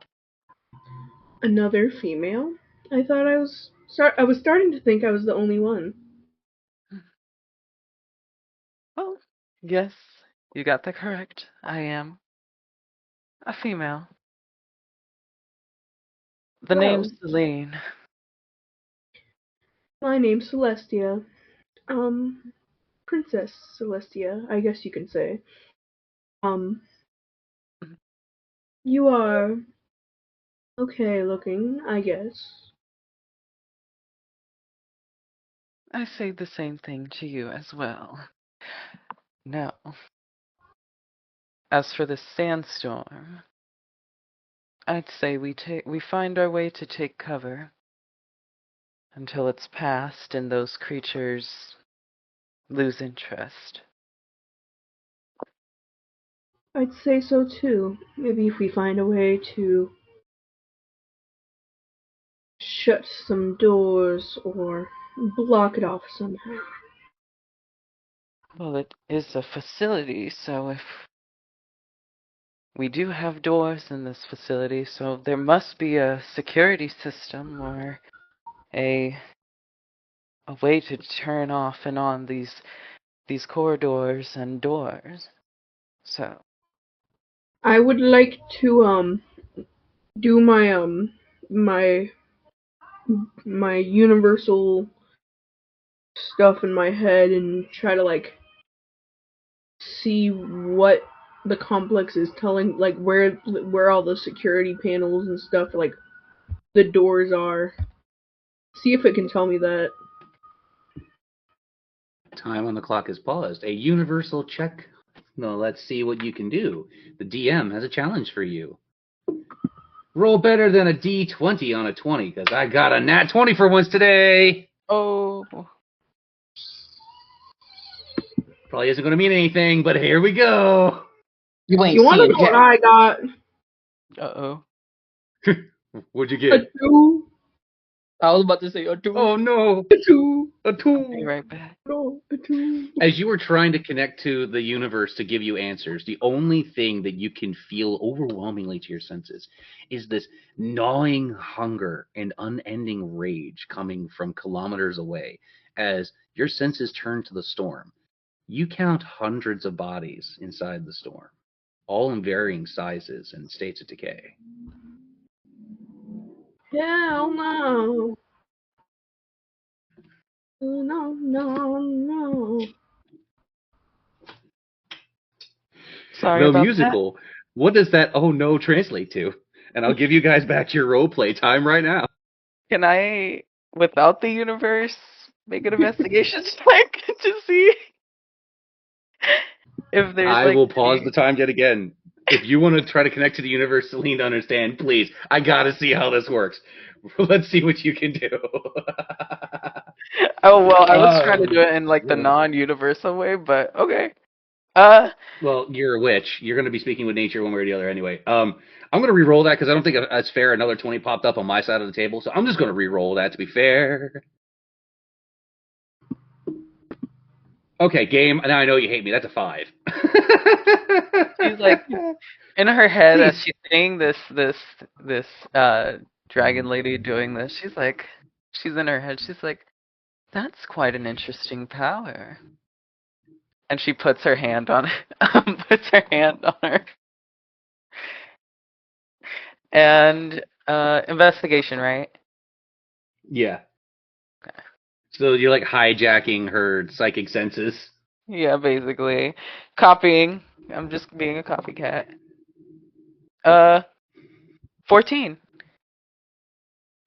Oh, on a 14, you are very easily able to like connect to the way that her senses are reading the Martian surface, and you're able to sense the hundreds of bodies that are walking through the storm. You can feel hundreds of bodies worth of hunger and hatred and rage from across the surface of the planet. It is more than you have ever connected to at once. You know what I mean? Ugh.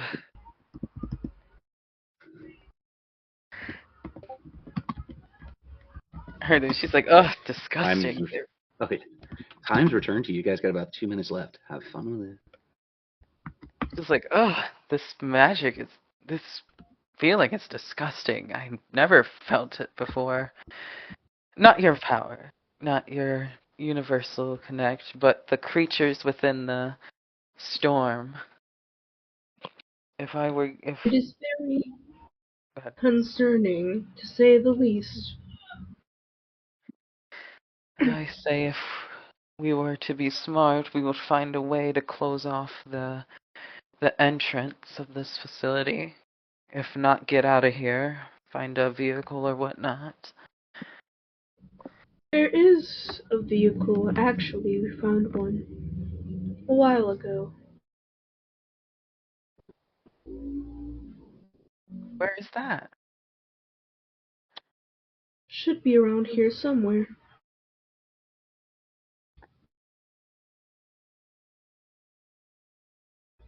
I think we should find it before those creatures arrive.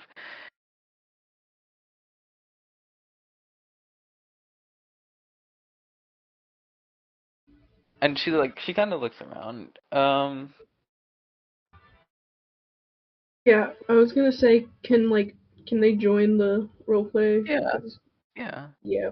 Absolutely. I will extend the time out for an extra 2 minutes per person. You guys are more than welcome to have fun, so there'll be another 4 minutes on the clock. Oh, this is going to be delightful. Have fun with I it. walk into the room and say, "What storm?" And then just look outside, like the window or whatever, and just go, It's the Patrick surprise face. "Yeah. Oh, that storm. I understand. Yeah, I've never been more concerned for all of our lives than just now." I looked at the new edition because I've been just leaning against the doorway the whole time, like, okay, when y'all gonna get done talking? Because it's like I've been waiting there, like the cigarette in hand, just like, yeah, come on. And so, I look at Celine and I go, well, I guess you must be the new addition. My name Oh, is Jack Blackman. If you didn't want to know, it's too late now. And I take her hand as like a gentlemanly thing, and I kiss it, it with the cigarette still in my it was still on my other hand. Charm. Where was that when you met me? She I didn't do that to you for certain reasons, woman. she's like, and she just goes out like that. Nice to meet you too. And she starts wiping her hand. See, like, only he knows what she's doing. me and Minnie Belle both take off our hats, put it to our chest, and say, "Good afternoon. My name is Belle, the help unit. Nice to meet you. I did not catch your name before. Sorry for all the commotion." And you see her put up her hand. She says, "The name is Celine Devonshire, a fortune teller of sorts. I can read tarots and palms and whatever you'd like." See, I look that at is I look at not. Sir Bell and I'm like, you better not take that hand. You better not take that hand. I'm just thinking it. Yeah, she holds out I her like. hand. I look at my hand. Not scientifically possible. You just grab. One cannot know the future. She looks. I want to She's know the going. future. Ah, yes. I can bring what fate has to. I can bring what fate has to offer you. You have Is there a fun. price or Hmm. Not really. I do these things for free. Out of the kindness of my heart. oh? I actually thought there was a prize because last time I had my fortune told. I'm not even gonna go into the specifics of it, but let's just say it was unpleasant. Yeah, just leave it at that. You can just tell he's kind of nervous around her. She's like, "Well, I can read your fates later. For now, we have to deal with that." And she points at the storm with like 100 figures in it. Could you read the future, as in to know how we dealt with this situation? Or would it just show you us, our future person? Aren't there some kind of countermeasures for something like this, Even like if you Glasgow's? can read the future, that is. she goes, well, I could certainly try, but we are under stressful circumstances and I need to concentrate. I I could soothe you with a melody if you would. I don't know if that would help you in this situation. A melody? Or if you Well, the impending. are Oh, sorry. or if you are a cat person, I could also deploy Ari. I don't know. I don't think music or a cat will focus my senses from, an unstoppable, electrifying swarm that has 100 creatures that we don't know will maul us down. And I open my stomach and Ari is there. Are you sure? Oh God, not the cat! Please God, not the cat! I do not like the cat. Get that thing away from me. Hi, sweetheart. It's been a while. What's wrong with the cat? It is not organic. It is I don't like the robotic. cat. Get the cat away from me. Can I pick up Looking. Arizona? Yeah, go ahead. Put your arm in my stomach, I guess, dog. would I be able to actually see an outcome if I roll like an Arcana or something? If that's possible. DM. Yes, you Shade? can. Sorry, my mic did not want to hit the unmute button when I hit unmute. Technology. Yes, you certainly can roll an Arcana. And there's a couple of things that I have yet to tell you about once you do. I'm curious how well you'll do this challenge for what information I have for you. Okay. What do I have to do? That's a 1. Oh, yeah! That's a 1. And Hey, You look, see you have fun when everyone, you're ruined in your life too. the way everyone dies. Look, everyone cheers. It's a 1. Yay! But it's not in combat. Shit! Owen Yeah. is often in combat. Did I give a Mister, description? I'm gonna water test my dice. Did I give a Look, description of what can she you- has on? Yes, please give a description of what she has on before I tell you So what she your has psychic this, like- senses are telling you. She has this long black robe and these kind of long black robe. You see her with on her hand she has a purple ring. She has a satchel on her person, and you see she has 6-inch black heels on and dark frizzy hair. And you also notice that there is a like a bandana on, like a wrap, almost like kind of covering her eyes, but like still there, like her eyes can still see like half of it. And when she does do this aura rating, she pulls down her headband to her eyes, and you just see her hands just flare up and come together, and it flares up with this like purple magic. I guess.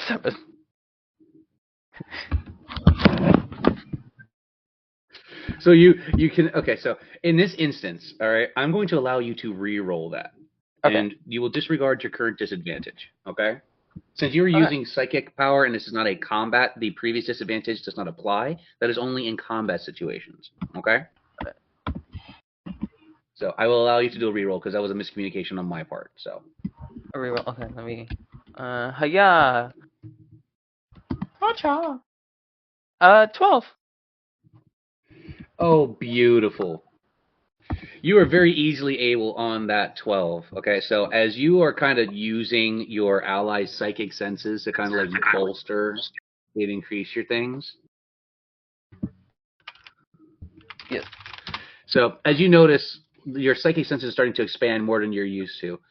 You can see that there is no soul left present in any of the undead, right? You cannot see any sense of humanity or morality or higher functioning thought. Just this ravenous hunger coming from them. But as your psychic senses extend outward to cover the complex, kind of like a dome of thought, you start picking up very soft, almost indecipherable mental words, as if there's people unconscious somewhere within the facility. One message keeps playing very clearly in your head, a very weak and enfeebled help, help, comes crawling across your mind, almost like nails on a chalkboard in its less than stable sound. Even the thoughts don't sound wholesome to you. They make you recoil from feeling them. But you are able to notice that not far away from everyone, due to the fact that it's on people's minds, there is a surface transport vehicle about 250 feet to the left of the storage facility, left in a little like parking garage. Okay. You guys could very easily in your next movement reach that. It's connected to the pathway you're on right now. I'd say it take you an hour or so with the amount of distance it's needed to cover, just mainly because you're out in space. You might have less gravity, but it means you still have to wait to come back down after every step before you can make a lot of lateral movement, right? That's one of the things about movement on space. It's impacted differently. Mm-hmm. So it's on So yeah, you're able to get there, but you're like hopping up and down. So the vehicle is on the first floor? No, the vehicle is in a shed nearby, but because of the way gravity works on Mars, every time you take a step to go, you're rising up in the air, so you have to wait to come back down. That's why it's taking you an hour to get to where you're going. Got it. It's not like regular Earth gravity that keeps you there. No, you're constantly having to deal with going up and down due to the lower gravity. This is something the other players are kind of used to by now. Okay. As we walk there, I'm gonna say, like, I pull up the headband and she's like, oh, those creatures have no soul, no thoughts. They're just hungry. But I did hear a person faintly within my mind seeing help, asking for help. They're in this facility, but I don't know where. There are a lot more people here than I originally thought. That is great news. How much time do we got left before the storm hits? Would you like to do an insight check for me to see if you can calculate it roughly out here? I mean, you spent a lot of time studying to be a security guard on the Martian Yeah, complex. and I could. Yeah, it's. I was going to say, when I say great news, I go, da-dan! Okay. I will be right back. All right, you can almost hear in the background because he's playing it through Arizona. You hear a hooray! Hooray! In case you're wondering, that's a 9 from the DM for a challenge to overcome in order to do a little weather scanning. So we'll do this knowledge nature.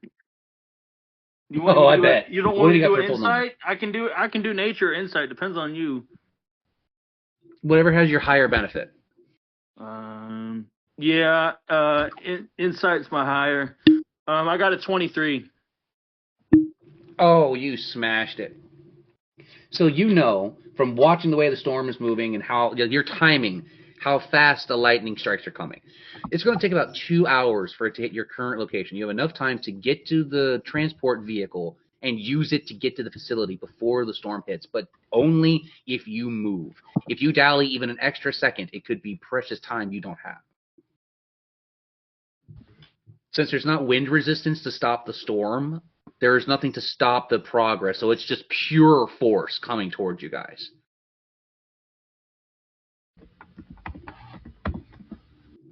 So, as you guys are making your way to the storage facility to grab the vehicle and use it, I will say you've had enough time to take a modified long rest. You don't get your HP back, but you get your spells and your cantrips back. When you get a full long rest is when you get full HP if you're low, okay? Okay. So, now all of you as a team have managed to... Go ahead. The person that's, saying, help. Yes. Are they... I mean, I don't know if I can directly ask this, but are they inside the facility? You can directly ask this, as you literally heard Celine saying aloud that they appear to be inside the facility, but they can't track their exact location. So yes, you are aware that they are somewhere in the Sahara complex. Another question. If this, I mean, I don't know if you can answer this, but if the storm hits, Mm-hmm. will it damage the facility in any way, or will it be, would it be just fine? Like, what'll be the situation with the storm if it hits? To be perfectly blunt as the DM, it's all going to depend on what happens when I roll the die for outcome. I cannot tell you 100% what the dice will say in this case because I have 10 different outcomes based for a D10 roll. I can tell you that there's good and bad options on the dice. Mm-hmm. At least I'm honest with you in that regard. I will tell you that there are stacked odds good and bad, but I will not tell you what the outcome is until it rolls. That's just fairness. That way nothing is prearranged and nothing is cooked rolls. Again, transparency. Right. But that should give a good idea of an answer to you, that there is potential consequences. Take that for what you will. For not going for it, or for going for it, trying to find this person. Well, you're going to have to tell me which one you're going to do. Well, I want to see if I can try to find this person. All right. So, do you want to have a little group role play with your fellows to see where you all mutually decide to go? I mean, what do y'all think? I'll mute and give you guys about 6 minutes. Go ahead and talk it out. I think we should find this person. We need more allies, and I had thought of an idea, but I do not know if the sacrifice is worth it. I could always send Minnie Bell.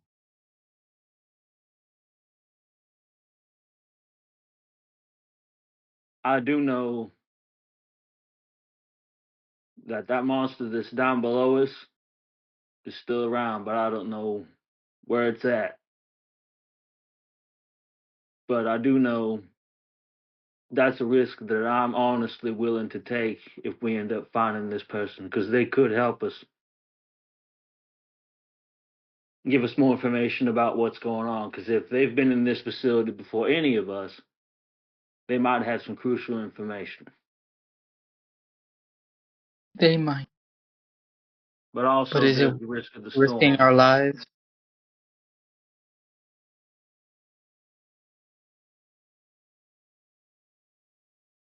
I feel like if we don't take that chance, we'll never get a full rundown as to what happened before we got to this facility. There's also the chance that it's another doppelganger, like the one that we saw, you and I.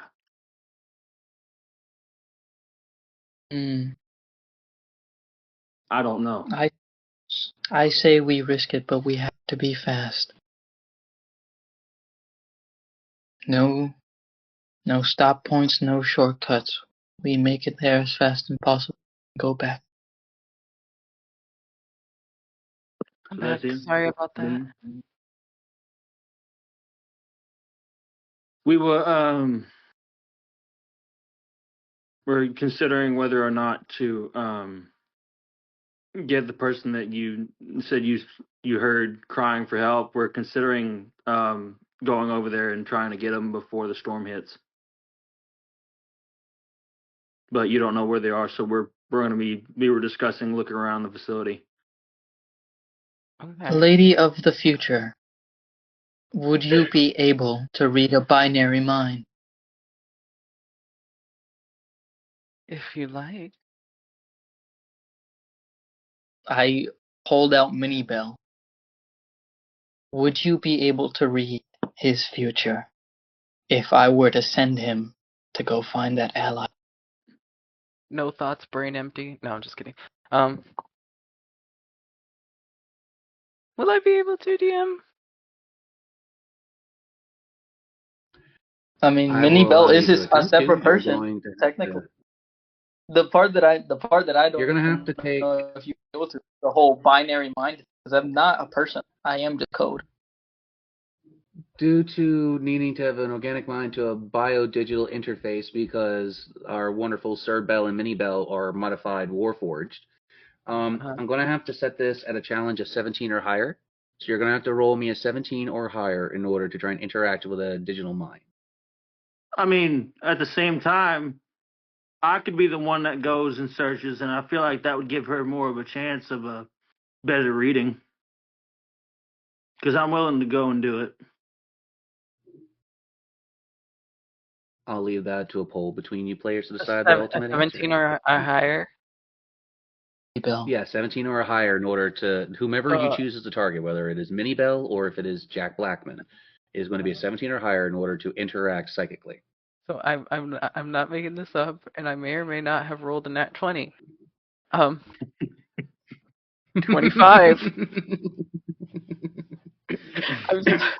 I'm It's like sorry. you are one with the code, okay? It's like, even though you are not as familiar with technology from your base universe, it's like the energy of electrical impulses works enough like magic that it just instinctively starts to click for you. And your senses go beyond the circuit board, beyond the chassis, beyond the propulsion and the gadgets, to where you're hearing a cluster of ideas being processed. You can interact directly with Mini Bell's systems in this way. You become Mini Bell's eyes and ears. You hear through the chassis. You have read so well into this digital mind, you have taken over the body temporarily. So you were remotely piloting Mini Bell. Oh. And you just see as he touches Vinny Bell, the grip I release my hand from him, and you just see my body go limp. As you And kind of stay there, swing on your feet, you can see the eyes of the robot glow your color and continue. yeah, and she looks at Mr. What is your character's name? Bertram? Sir Bell? Sir Bell. Okay. Yeah, and you just see your little robot look at you, Sir Bell, and you just see the eyes, a purple hue, and you just see it wave, and you see it jump down. Oh, okay. And then you just see it jump down, and then you just see him. You see it point at him, and then point at me. Affirmative. For more clarification, that I am in the robot. Can Mini Bell speak? Cause he's just me. Mini Bell can only use, like, when you're controlling Mini Bell as a connection of you, you're able to speak through him. But right now, you do not have control of Mini Bell. That is being controlled entirely through Celine, and she isn't aware how to operate any of the vocal things yet. She just is in the body. She'd have to make a mechanics check or knowledge check to see if she could cause the chassis to speak. What role would Remember, that she's using her be? mind, not her body. Two different tools. Yeah, I was gonna say, can I take a help action with that? Because I would understand perfectly how to do it. I would just like explain it as best I could. Yeah. All right, I will allow for a combined roll between the two of you. Allow the DM to grab his second D20. You guys will have to do a combined D20 roll and do better than the total of my 2 dice combined. Okay, this is how joint abilities work. Okay. Beat a 9 across 2 D20s. I'm pretty certain you can. What are we just rolling? Flat. Okay, You gotta roll so better than a one 9. of you each. You each will roll a d20, and then you will add the combined totals of what you both rolled, and it needs to be better than a 9 over those 2 d20s. Well, I rolled a 17. Shit. Okay. Well, formalities. Yeah, so much for the combined effort. Hey, you take a shot in the dark and you see what lands.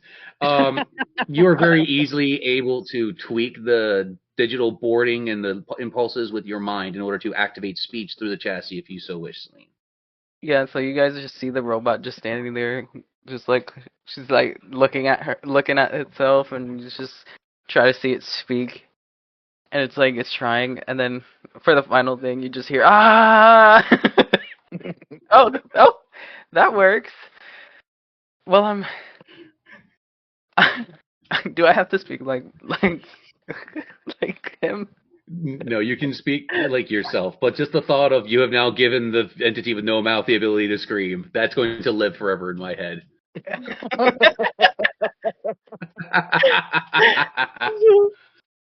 Yeah, she's like, oh, okay, there we go. Can you guys hear me? Yes. Okay. I have momentarily, I guess, swapped positions with with your little friend. Uh, Do you I want me just, to go with you? Because I can. If we find the body, I can help you carry it.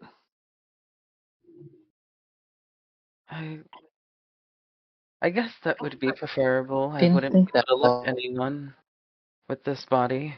And she looks at the little guy's hands. All right, then I'll go with you. I guess. We'll meet you guys at the ship.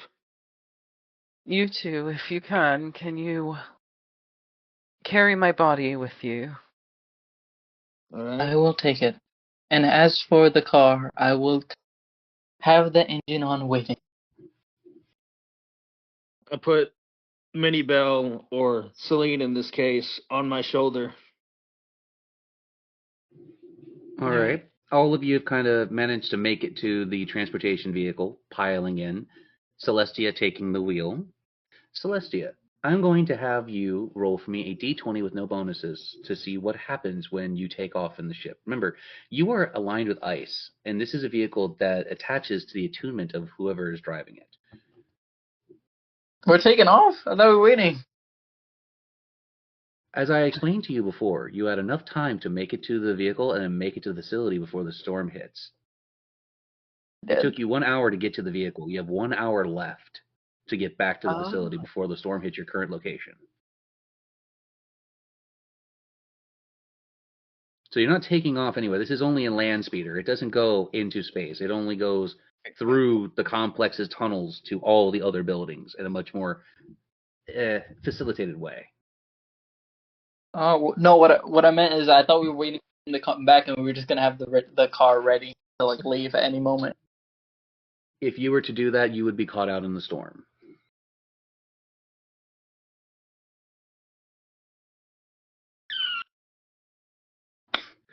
Okay. I'm making a sacrifice, basically. Yeah, he's dead. Here's how this is going to work. Okay, you all managed to climb into the transport vehicle, which is taking you to the facility. You are racing towards the Sahara complex as the storm is rolling in. You can literally feel static in the air inside the biodome as the ions are being charged in the very atmosphere around you.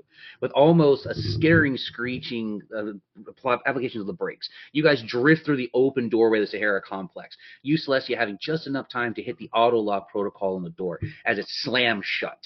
You have come to a skidding halt inside the main atrium way, where most of the parking area is for any interplanetary vehicles.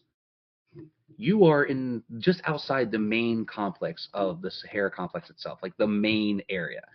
Off in the distance, you can very easily see the RLS sanctuary being docked, and little droids are repairing bits and pieces of outer damage to the ship.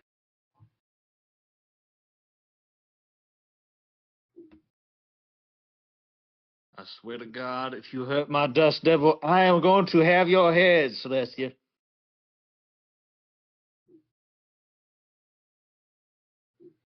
Why I like So, tap my Celestia, ear as with you the head. Why you guys always fight?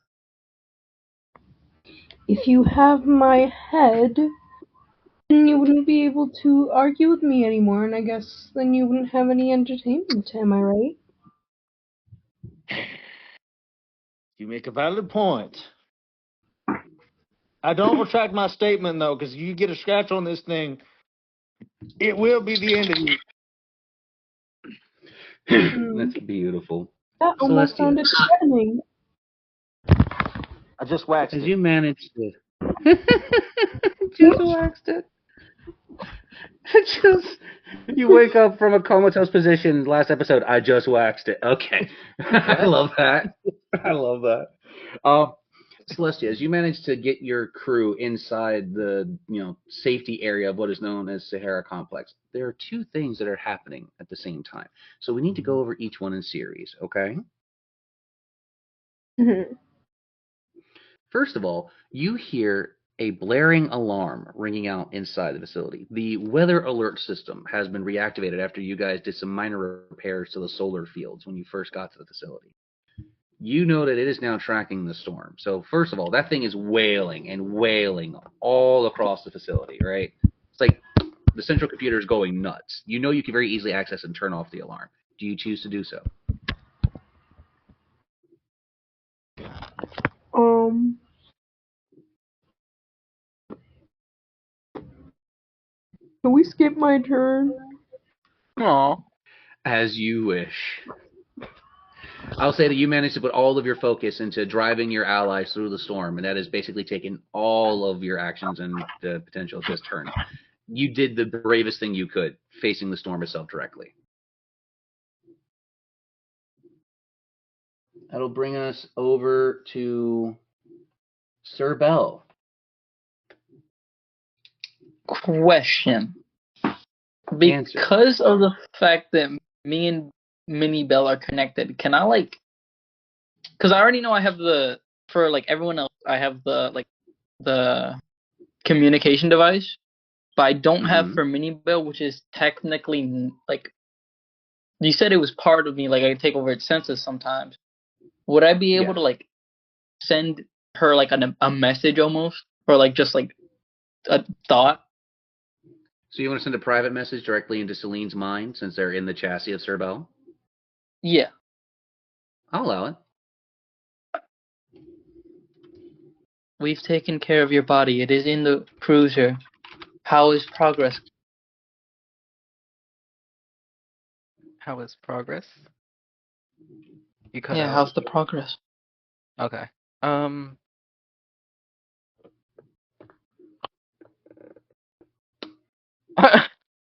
I don't. I. Do you have? How is Would the you like to progress do an going? investigation check to know how to Yes. answer that? Yes. Yes. You're welcome. You're welcome. Thank you. Thank you. All right. Um, that's a 5 from the DM. Oh boy, I can't wait to roll a 1. Oh no. I rolled a 1. Oh no. I have a 4 in Look, as total. much as oh my god. Look, even the fact that you got a 1, all right, as soon as you hit that 1, that is critical failure limit. So, as you are trying to process all of the data from the complex coming into this biodigital form you've taken, your brain is not used to thinking like the machines. So, yes, you're able to read the thoughts and connect to the machine, but right now it is so overwhelming. You're seeing numbers, you're seeing images, you're seeing broken URLs and missing flash code. Like you're seeing the matrix is cracking in places and it just cannot connect to an answer for you yet. It's like if you take a person And it that can't hear and they suddenly hear the first noise of their life and the first thing they hear is an AC/DC concert. Not sponsored, but ADHD on crack, really. more or less, yes. you receive a message of just jumbles of words. Yeah, it's like listening to a villager from that game about crossing and anthropomorphic creatures. It's like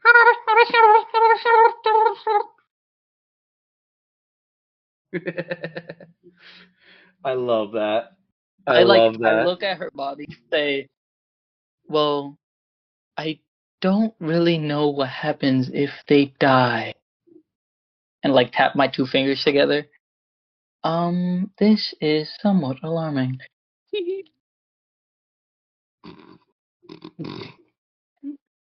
Sir Bell, would you like to roll to see if you can understand the telemetry data that's coming in from Minnie Bell's body? Yeah, what do you want me to? I'm going to roll another challenge and let's see if you can overcome it. That's a 19. Like, Oh, come on. Do you want a base roll? Do you want like an insight, intelligence? I'll give you insight with your advantages, whatever bonuses you get for it, because that's not even fair. I got a 14. Look, it is so overwhelming that there is now a mortal brain inside a part of your chassis that you cannot comprehend how human thought is processing data in the first place. The two mediums are not linking today. The computer and the service tech cannot get a service line in order. It is just not connecting. Could I say that what happens is that like my brain is programmed to be so efficient that the like human brain being so like unpredictable and non-efficient like is what makes it so I don't understand anything. So the whole time instead of like paying attention to what she like observing, it's just like why is the human brain like this? All this wastefulness used on thinking about random things you did 20 years ago. What is cringe? Oh god, that's beautiful. What is Grin? You're bad. You're washed, Oh kid. my god. After that painful moment, that'll bring us back to Jack.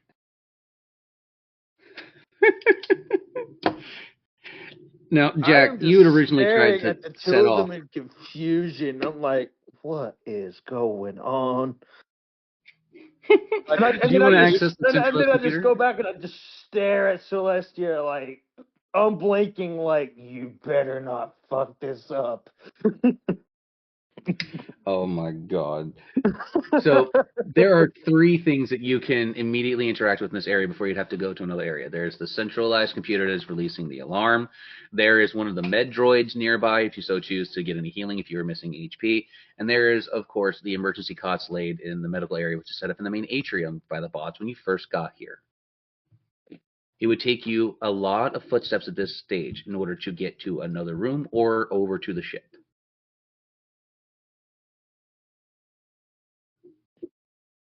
So let's see here. So I can turn off the alarm system from where I'm at. Yes. Yes, you could go. You could easily within 10 foot, which is a literal skip because you're in space. You just hop that and activate it. I won't even take it away from your footsteps. Have to roll anything for that? No, I'll allow you to have direct interaction to turn off the alarm. If you want to find out any information about the facility through the computer, though, you will have to roll. Okay. Let's see. Trying to think what to do here. So in the facility that we're in right now, hmm the person is here. Like how large is this facility we're in versus where we were? Okay, the entirety of the Sahara complex, once you manage to get all areas repaired and up and running, is a 5,000 square mile large facility. You are in the first main atrium of Sahara complex, known as Survival Biome 1. And you know it has 5 things attached to it. You know it has the solar fields and the wheat fields. You know it has the life support and the crew quarters, and it has the main atrium where you guys are, which is the welcoming area, and the spaceport, which is what connects the ship to it. Right. Is there any unexplored sections that we haven't gone into yet in this part of the facility? Why, yes, there is. Since you know that crew quarters and stuff are in this area, you know that there's an entire wing for administration. There's an entire wing for research and development along the crew cabins. But you in particular are aware that there's one building, there's one little room in this building that only you have previously been allowed to access. The head of security's office, the literal hub of computer technology within the Sahara complex, and the reason you were sent here in the first place. In other words, your domain has yet to be explored.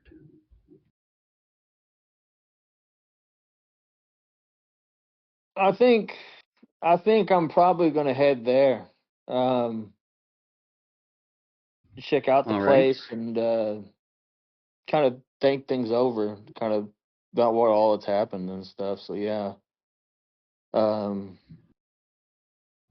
Yeah, I think I'll go ahead and All right. head that way because there might be something in there that might help me as to what to do next. So here's how this works. As you are at the main central computer that's a part of the Sahara complex and the Welcoming Center, you see that there is a button registered emergency override, and it's underneath the desk, like what would normally be at a bank. Knowing instinctively this is what you would need to do, you hit that button. It flashes a light and reads your security badge, which is attached to the outside of your flak jacket. With a grinding metallic noise, you see the very central pillar of the computer slide backwards and away, revealing a stairwell down into the complex. Nice. Do you choose to enter? Yes. As you take each step downward, an artificial gravity takes place, and you feel, for the first time in a while, walking in normal gravitational forces. Your boots clack along the stairway. Lights illuminate along the stairs as you make your way down. In front of you is a large, sprawling computer network, easily 15 to 20 monitors, various data banks and hard drives lining the walls, taller than you are. The computers are in standby mode. Nothing is active. It's waiting for an input. Now, mind you, your allies, being curious enough to see what's going on, have followed you down the stairwell. So they're in this space with you.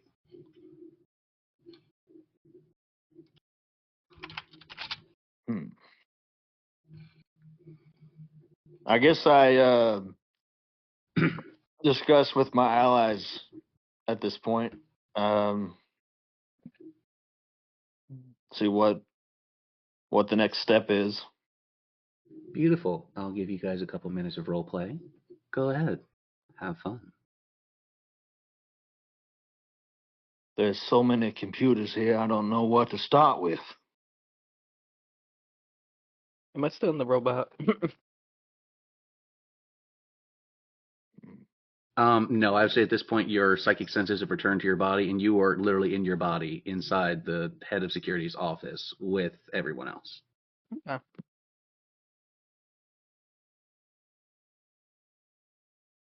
I definitely wasn't drawing on your face with a marker just now. No, I'm kidding. Gas powered kill. Welcome back to the land of living. Ball. I probably Your would have mind drawn on is their rather face. your Maybe. mind is rather useless. The What did human you say? mind is a feeble thing. I said Mr. Bell, your you don't mind is say that rather about a useless. woman. Too many. Mr. Bell, you don't say How the that about human a woman. mind. It is unbecoming of a robot, a gentlemanly robot such as yourself, to say such things. I apologize. What was your name again? Miss Celine. Celine. Celine? I I do I apologize am for not my saying dear or friend's incoherence to our human ways of life and gentlemanly hospitality. I am not saying that you are a stupid person. I am saying that the mind is a human mind is far too complex to be wasting all of its potential. I see.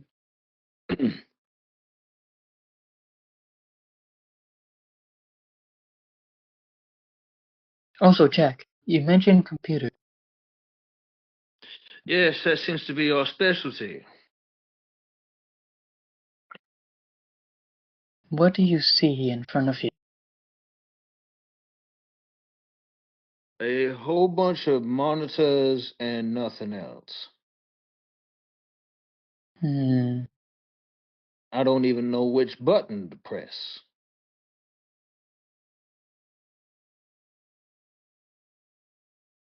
My instincts tell me to tell you not to push any big red button. Ha ha. Very funny. Now, which button should I press unless you want to directly link into the interface like you did earlier? Though it seems like a long time ago now. Would I be able to switch into Minnie Bell's body now that she is out of it and like see what he sees instead of just audio call? Why, yes. Yes, you can. Since a mini bell is currently not being operated by another person's mind, you can very easily integrate since it's made of your own software.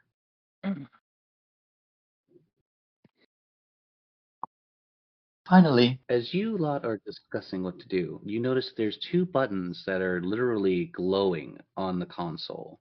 One, an incandescent purple, the other, an incandescent red. I return the time to you all now. Okay, so there is a big red button and a purple button. I don't know why it's not blue, but whatever. So you said not to push the red button. What if the red button Well, actually does?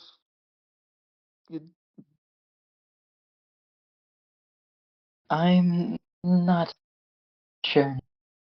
Purple isn't exactly a better color than red in this. Purple actually I seems have kind of no worse idea than what to red. do. Yeah, purple seems Yeah. worse than red. I don't think I'm gonna touch the purple button. I think I'm gonna touch the red button. Seems like the lesser of two evils here. One moment.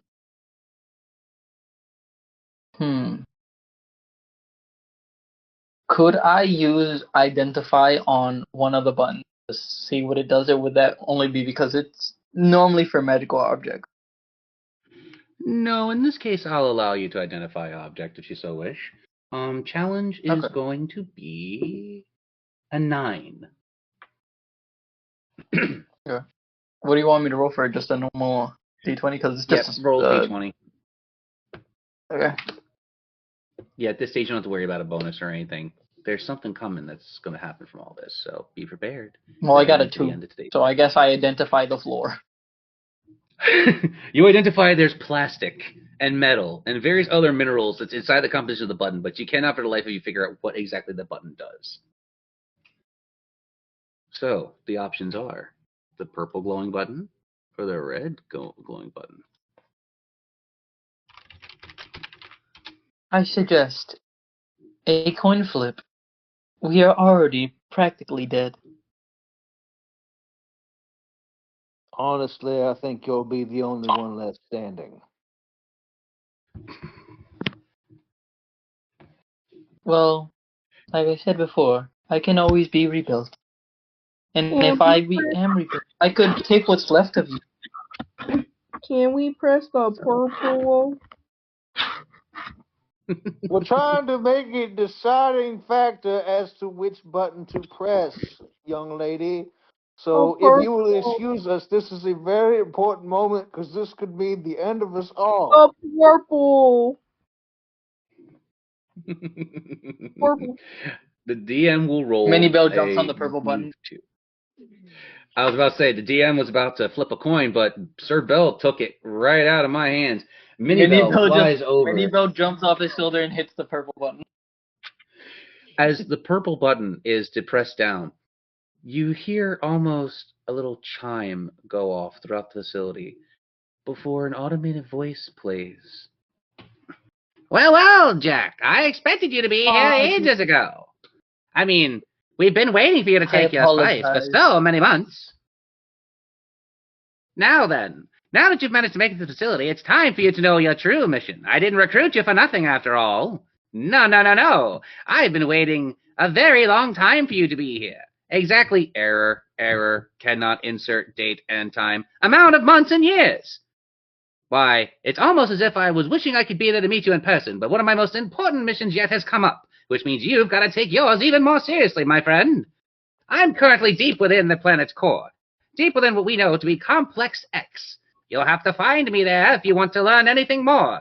Remember, we're watching. The voice fades off into the darkness. All you can hear is the hum of the generators. An awkward silence almost appears before a loud banging is heard along the outside of the facility's main doorway. And that is where Someone we should leave really label these. session today. Someone should really leave.